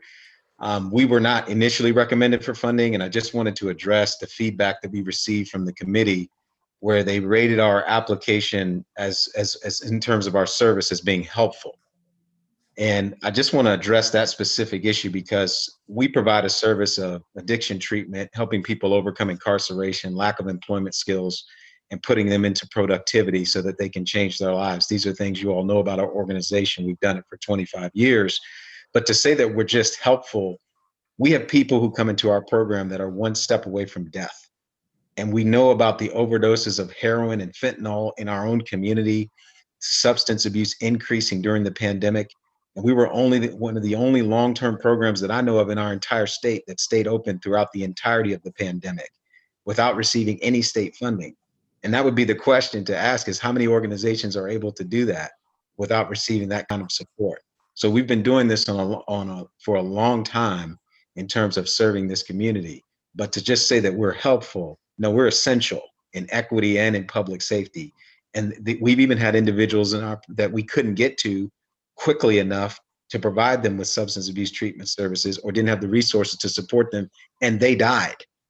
So again, for us to be referred to as helpful when we provide this service to our community, and we know with the priority on criminal justice reform, keeping the jail population low, we brought in 16 individuals from the Charlottesville jail over the course of the pandemic. And we asked for in a budget we prepared for 30 people. We were asking for $10,000 per student because our cost is $36,000 we invest per student just for 1 year, which is an approximation and slightly less than what it costs to incarcerate. So the numbers, if you're looking for an explanation of the numbers, we get 2 to 4 applications a day from the classification department of the Charlottesville jail. Inmates are tested and quarantined before they come to our facility to make sure that we're COVID safe. So I just want to emphasize these points that we are an essential service to this community to protect people's lives and to help them change their lives. And I'm grateful that Mayor Walker brought this to the council's attention. And I'm hopeful that we will be considered, whether it's in the CARES funding dollars or it's in the continuum of the conversation. And with that, I believe I'm probably at my time. Thank you, Mr. James. And just real quick before Aaron goes, that was another question I had for On Our Own. Their funding was flipped. You hear that, sir? And so that's just something to look at in terms of, because even as we change this process, if things happen this way, look at their funding from last year and this year, there'll be a lot of questions just about the process. So the general operating, they received funding this year, didn't receive funding last year. And then the RAP program received funding last year and didn't receive any funding this year. And that was one of the notes that I had. Mayor Walker, I can address that real quick. Sorry, I don't mean to interrupt public comment, but I believe last year that was because council made that flip. I believe it was actually recommended the other way last year. And I may be confusing that with a different agency, but there was one. I'm looking at the recommendation. So it was in the initial recommendation. Okay. All right, we have a new next speaker, which is Angela Cholfi. Angela, you're on with City Council. You've got 3 minutes. Good evening, Mayor Walker, council members. Thank you so much for the thoughtful discussion here tonight. I just want to raise that last year we asked you to prioritize racial equity in your decision making, and you did. You partially restored proposed cuts to FAR, LAJC, and several other organizations whose proposals explicitly addressed racial justice and asked staff to make adjustments to the process to make sure the city's human services funding priorities reflected your commitment to racial justice. This year, we are back again to make the same ask. LAJC's support for racial equity proposal was one of only 3 proposals that explicitly named racial equity as the number 1 goal of their proposals. Only 1 was funded for a total of just over $7,000 toward equity as the primary goal. We think that's inadequate. We are also mystified by the proposed cuts to legal services. Last year, our proposal was considered essential. This year, it's only important. It's hard to see how our services could be essential before the pandemic, but only important during it. And I understand why you might think that. We ourselves first really only came to understand ourselves as first responders at the beginning of the pandemic. But here are just some of the things we have done this year that would not be deemed essential by the rubric's metrics. Defending evictions and preventing mass homelessness, including illegal lockouts. Giving people accurate legal information, explaining the rules around an ever-changing patchwork of eviction moratoria and rent relief. Giving information and advice to hundreds of callers to our unemployment hotline, and compelling the Virginia Employment Commission to restore benefits to tens of thousands. Helping people who lost their jobs and their employer-sponsored health insurance to get ACA coverage and other public benefits. Helping parents advocate for their children's special education needs during remote learning. Protecting families from abusive debt collectors and recovering stolen wages. And organizing pro bono lawyers to draft wills for our first responders and nursing home residents. These services certainly felt essential to the people who no longer had to worry about their housing, schooling, healthcare, and incomes, and they should be considered essential to the city. Lastly, please fund FAR's internship program first. FAR is a model tenant advocacy organization that is, in fact, the envy of many communities all over this country. Joy Johnson even won a prestigious national award this year for her work at FAR. The internship program is a building block of FAR, ensuring that there is a continuous supply of new leaders who can lift up the voices of residents. Please restore the funding cuts to both organizations, but if you can only fund one, please fund FAR. Only FAR can do what they do, and that is a huge equity consideration. Thank you so much. Thank you. Mayor Walker, our next speaker is Shelby Edwards, who will be followed by Lena Seville. Shelby, you're on with City Council and you've got 3 minutes. Hi, Council. How y'all doing tonight? Hi. Hi, everybody. Well, my name is Shelby Marie Edwards. I'm with FAR, the Public Housing Association of Residents. I will not take up too much of your time, but I first want to acknowledge, thank you so much for the meaningful dialogue that you all have had tonight. I see and acknowledge all of your hard work. And I also want to say and echo the words that Angela just said tonight. FAR is truly a niche organization. And I know that a lot of nonprofits can say that, but I wanted to say to the full council that our FAR internship program, which I would love if it could be funded, period, is truly niche because we create the next generation, or we at least support the next generation of low income leaders, much like Joy Johnson, as Angela noted today. And affordable housing is one of the 6 broad funding priority areas, as we stated, as y'all stated at the beginning of this, and yet only one of the programs were funded. So I would definitely ask that the council consider that moving forward. And I also wanted to highlight that the FAR internship program plays a really big role in including low-income folks in city decisions. And as we were talking in a meeting earlier today, I think it is important that we take this time to create systemic change that will last and systemic change that is beneficial, you see, to the people that are being affected. So again, wanted to plug FAR. Thank you so much for the consideration, and looking forward to working with y'all. Thank you.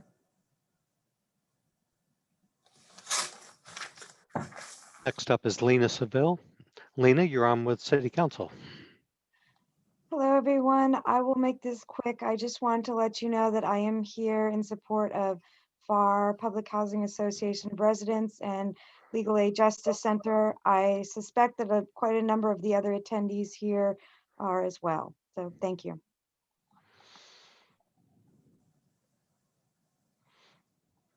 Thank you. Next up is William Washington, who I do not think is Jay James. Mr. Washington, you're on with City Council. Can everybody, Council, thank you for this time. Can you hear me okay? We can. Okay, great.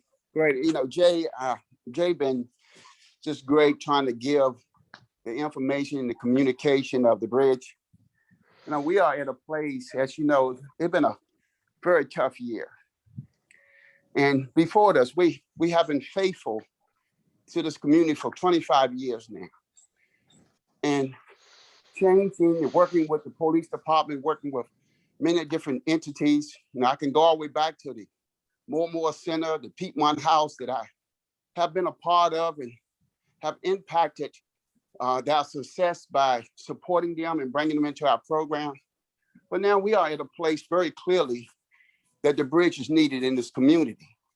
Not only needed, but it's called on a lot from Judge Hawkshaw, from all the judges from Albemarle County, Charlottesville, the Commonwealth Attorney depend upon us, Martin today, who's oversee the jail. We have 10 HEI guys who went out and was released back into the community. Some of them reoffended, came back, and now they're in our program and being very successful. I mean, you have heard a lot of these things from Jay. It's time. You know, the bridge have not, we don't get state funding. We have survived in ways that no other organization in our community have accomplished this. You know, most these organizations is benefit through state funding. We have not. We have did it through hard work, faithfulness, and being very strategic with our funding. And we have a facility that paid for. We meet our budget. You know, sometimes it's tough, but we meet our budget. It's something else that in that report that you have about the bridge, about the surplus, that was not a surplus. That was a building that we was building and was a capital campaign, and we explained that, but yet and still it was explained in a different way. Listen, if in any time the bridge is needed, it's needed now. We are not only changing life, but we're giving the leaders of our community the opportunity an opportunity to have a resource that actually works, to change lives. They're not coming back into the jail, that becoming the city responsibility to keep paying from $35,000 to $50,000 a year to take care of grown men who can take care of themselves. That's what we do. 86% success rate, but we can't do it alone no more. We need your help. That's what Jay is trying to say. The bridge gonna have to walk away unless we started getting support. And just thank you for your time. Thank you. We have 3 more hands raised at this time. Next up will be Aaron Tucker, followed by Brandon Collins. Aaron, you're on with City Council.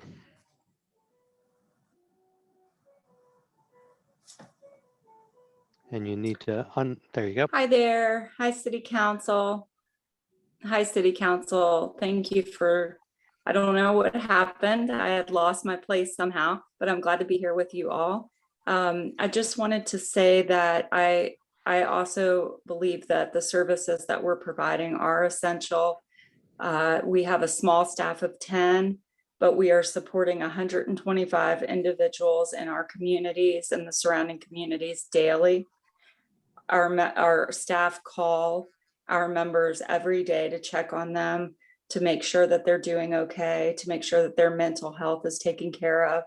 We offer 3 to 5 groups still daily.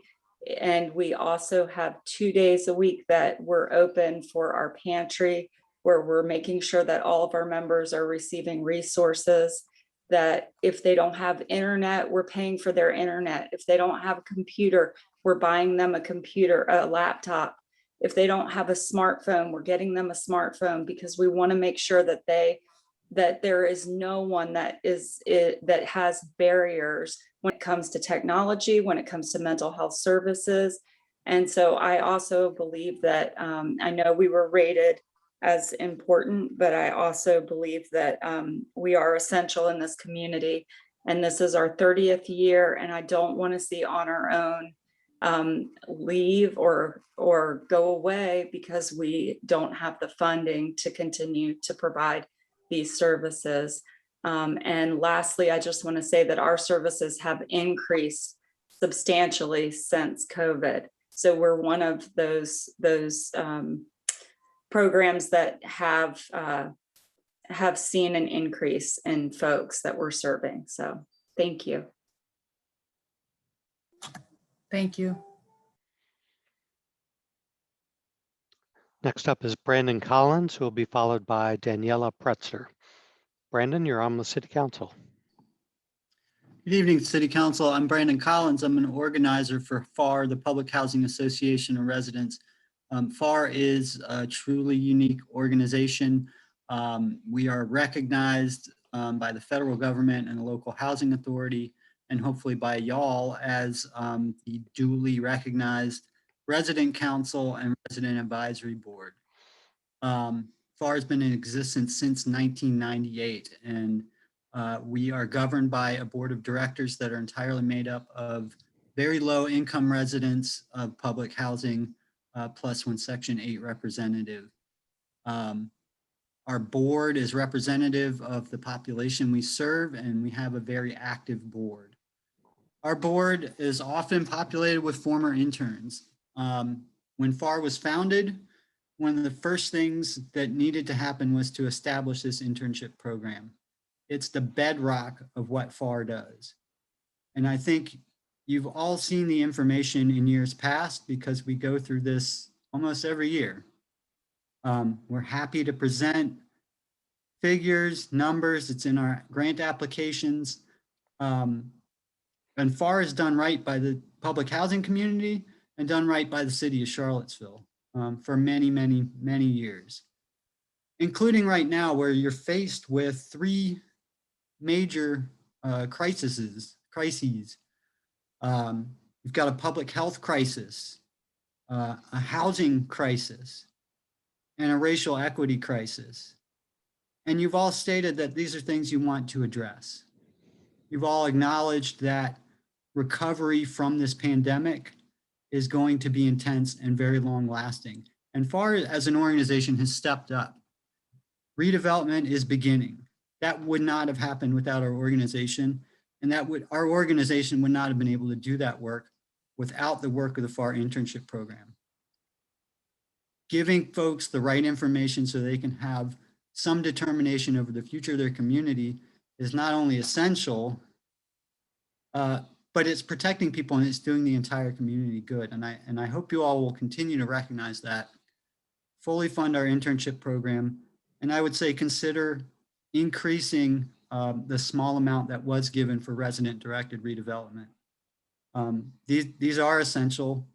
I think, as Ms. Cholfi stated earlier, your intentions from last year were very clearly stated. The decisions you made when you were tweaking the recommendations were based on racial equity and doing the right thing by this community. And it's confusing as to how we're in the same position a year later, having the same conversation. So have a good evening and we'll see y'all soon. Thank you. And we have one more speaker. So if you want to get in line, this is the last call. Daniela Pretzer is up next. Daniela, can you hear us? And you're on with council. I hope you can hear me. Thank you We so can. much. Daniela Pretzer with the Bridge Line. We serve adults with brain injuries, and welcome to March, Brain Injury Awareness Month of all months. Thank you. I just want to say thank you for recognizing how important our services are, and particularly the residential program where people actually have a home and not being homeless, in jail, or when they're 30, maybe living with their parents or in a nursing home. So I just appreciate all you do and your support for our program for some years. So thank you very much. Thank you. Got 2 additional hands up now. First is Joy Johnson, who will be followed by John Sales. Joy, you're on with council and you've got 3 minutes. Can you hear me? We can. Hi, good evening, everybody. Hi, Kathy. My name is Joy Johnson, 802A Hardy Drive. I am the chair of FAR, and I also is the Section 3 coordinator. I just want to echo what Brandon and Angela have said about supporting FAR and supporting Legal Aid Justice Center.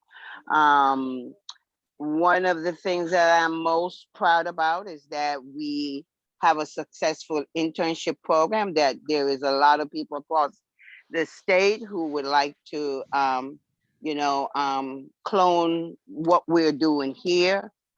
Most of the time, our interns are not doing much in the community, but once they graduate from FAR, they're either working or they're serving on a board, or they're serving on FAR board, or they are still involved in the community. So it's not money going waste. I've heard people said, well, where are they because they're not serving on boards? Well, you're looking at low income residents who have all kinds of restrictions or demands on their life. However, the seed is planted, and they might not do it this year, they might not do it next year, but I guarantee you, you will see people who flourish and remember what they learn about federal government, what they learn about state government, and especially what they learn about their local government and how it's run. Again, I just want to say thank you for listening, and please fund Legal Aid and FAR. Thanks. Thank you, Joy. I just want to point out, of all these faces, Khaki, you get the shout out.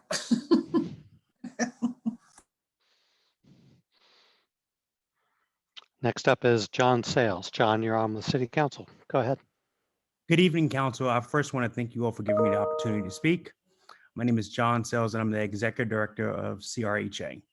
I'm speaking tonight on behalf of the application we submitted. We did not know if we qualified, so we submitted at the last minute.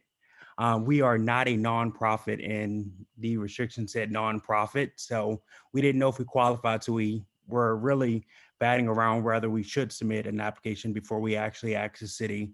And indeed, they said submit an application. So we submitted at like the last hour, but we put together an application based upon the HCV program, which is a program that is vital to this community. The average income for an HCV client right now is $15,080.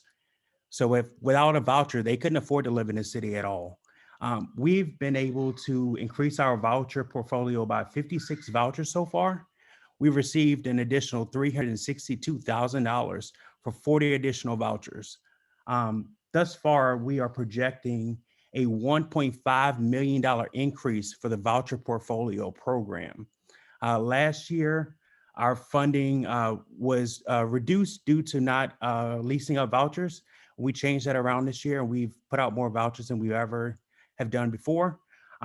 We anticipate opening up the wait list again and releasing some more vouchers, which is why we put in this application. If we cannot get the funding, it's going to be hard for families to find housing. Before, we've received some CARES funding, and we put all the money into the program to increase the amount of individuals that are leasing up. So it was $57,000. We created two programs, a security deposit program for tenants who received a voucher. And in that security deposit, they were able to keep the security deposit when they leave. So it's providing some direct funding to the families for them to find their next place to call home. We also created a landlord incentive program where we provided a $500 one-time bonus for landlords who provided new units to the HCV portfolio. And they could provide up to 5 new units to up to $2,500. We also created a new position, a manager position that's doing outreach to landlords, bringing in new landlords to the program. We found that was one of our biggest issues. Our success rating was at 56%. So almost half of the individuals who got a voucher turned them back in because they couldn't find housing. That's because they didn't have someone working with them to find the housing. They didn't have security deposits. So we are bringing all those things to the table. But without this funding, we're going to have an issue leasing up vouchers, just like we did in the past. So that's why the application was submitted. HUD only funds the admin fee for vouchers.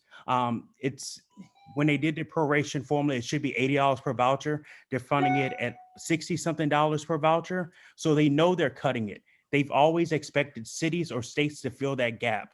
It does not happen in Virginia. It happens Thank in. you.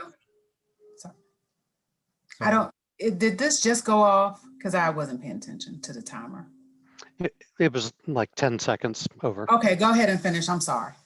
Oh, no, I'm all done. I won't take any more time. No, did you have you sure? My apologies. I thought it went off because when I saw it was just at 3. No, I can put it all in an email. I can probably better form it that way anyway. Okay. And the next speaker is Jody Jackson. Jody, you're on the city council. You've got 3 minutes.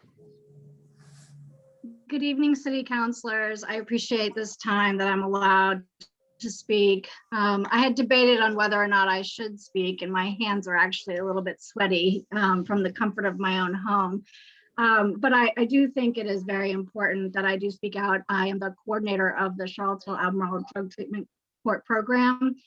And I wanted to tell you a little bit about my day today. So my day started at around 6 a.m. fielding text messages and phone calls from some of our clients preparing for court, whether it was needing to get off from work or they were nervous about having to appear before the judge because they had relapsed that week, or they just needed some support in general about being nervous about being successful. I then went to staffing at about 7:45 at the courthouse, met with my team and the judge, and we discussed about 25 people's status. And it was everything from they've been sober for about 2 years now, to someone needed to actually serve a weekend in jail as a sanction for some pretty serious drug use that we were not able to get under control. And after those discussions, we went to the docket. We were able to clap when people got jobs. We were able to celebrate sobriety from alcohol for 22 days. We were able to phase up people and give them gift cards and give them a band of sobriety for 30 days. That was just until 10 a.m. I then fielded phone calls and text messages from people, a woman who had gotten a new job and sold some jewelry. That was the first time she had done that. I worked on case planning with someone in the parking lot of OAR after doing drug screening for an hour and a half and celebrating those successes and being able to say, great job, you haven't used in 10 days. Then to talking with a young man who's about to graduate in a few months, and he has been sober now for 2 years. He's 26 years old. He's been using since he was 15, and he says that drug treatment court has saved his life. He will have that felony dismissed in 4 months when he is completing this program. And that was just before noon. If you are to say that drug treatment court program is not essential, I don't know what is then. And I just wanted to say just a little bit about just a day in the life of a staffer of the drug treatment court program. Thank you. That concludes public comment, Mayor Walker. Okay. So counselors, unless there are any closing comments, we are 41 minutes over the scheduled time. Everybody's good with? Yeah, we'll regroup on Monday night. All right. Thank you. Good night. Thank you, staff.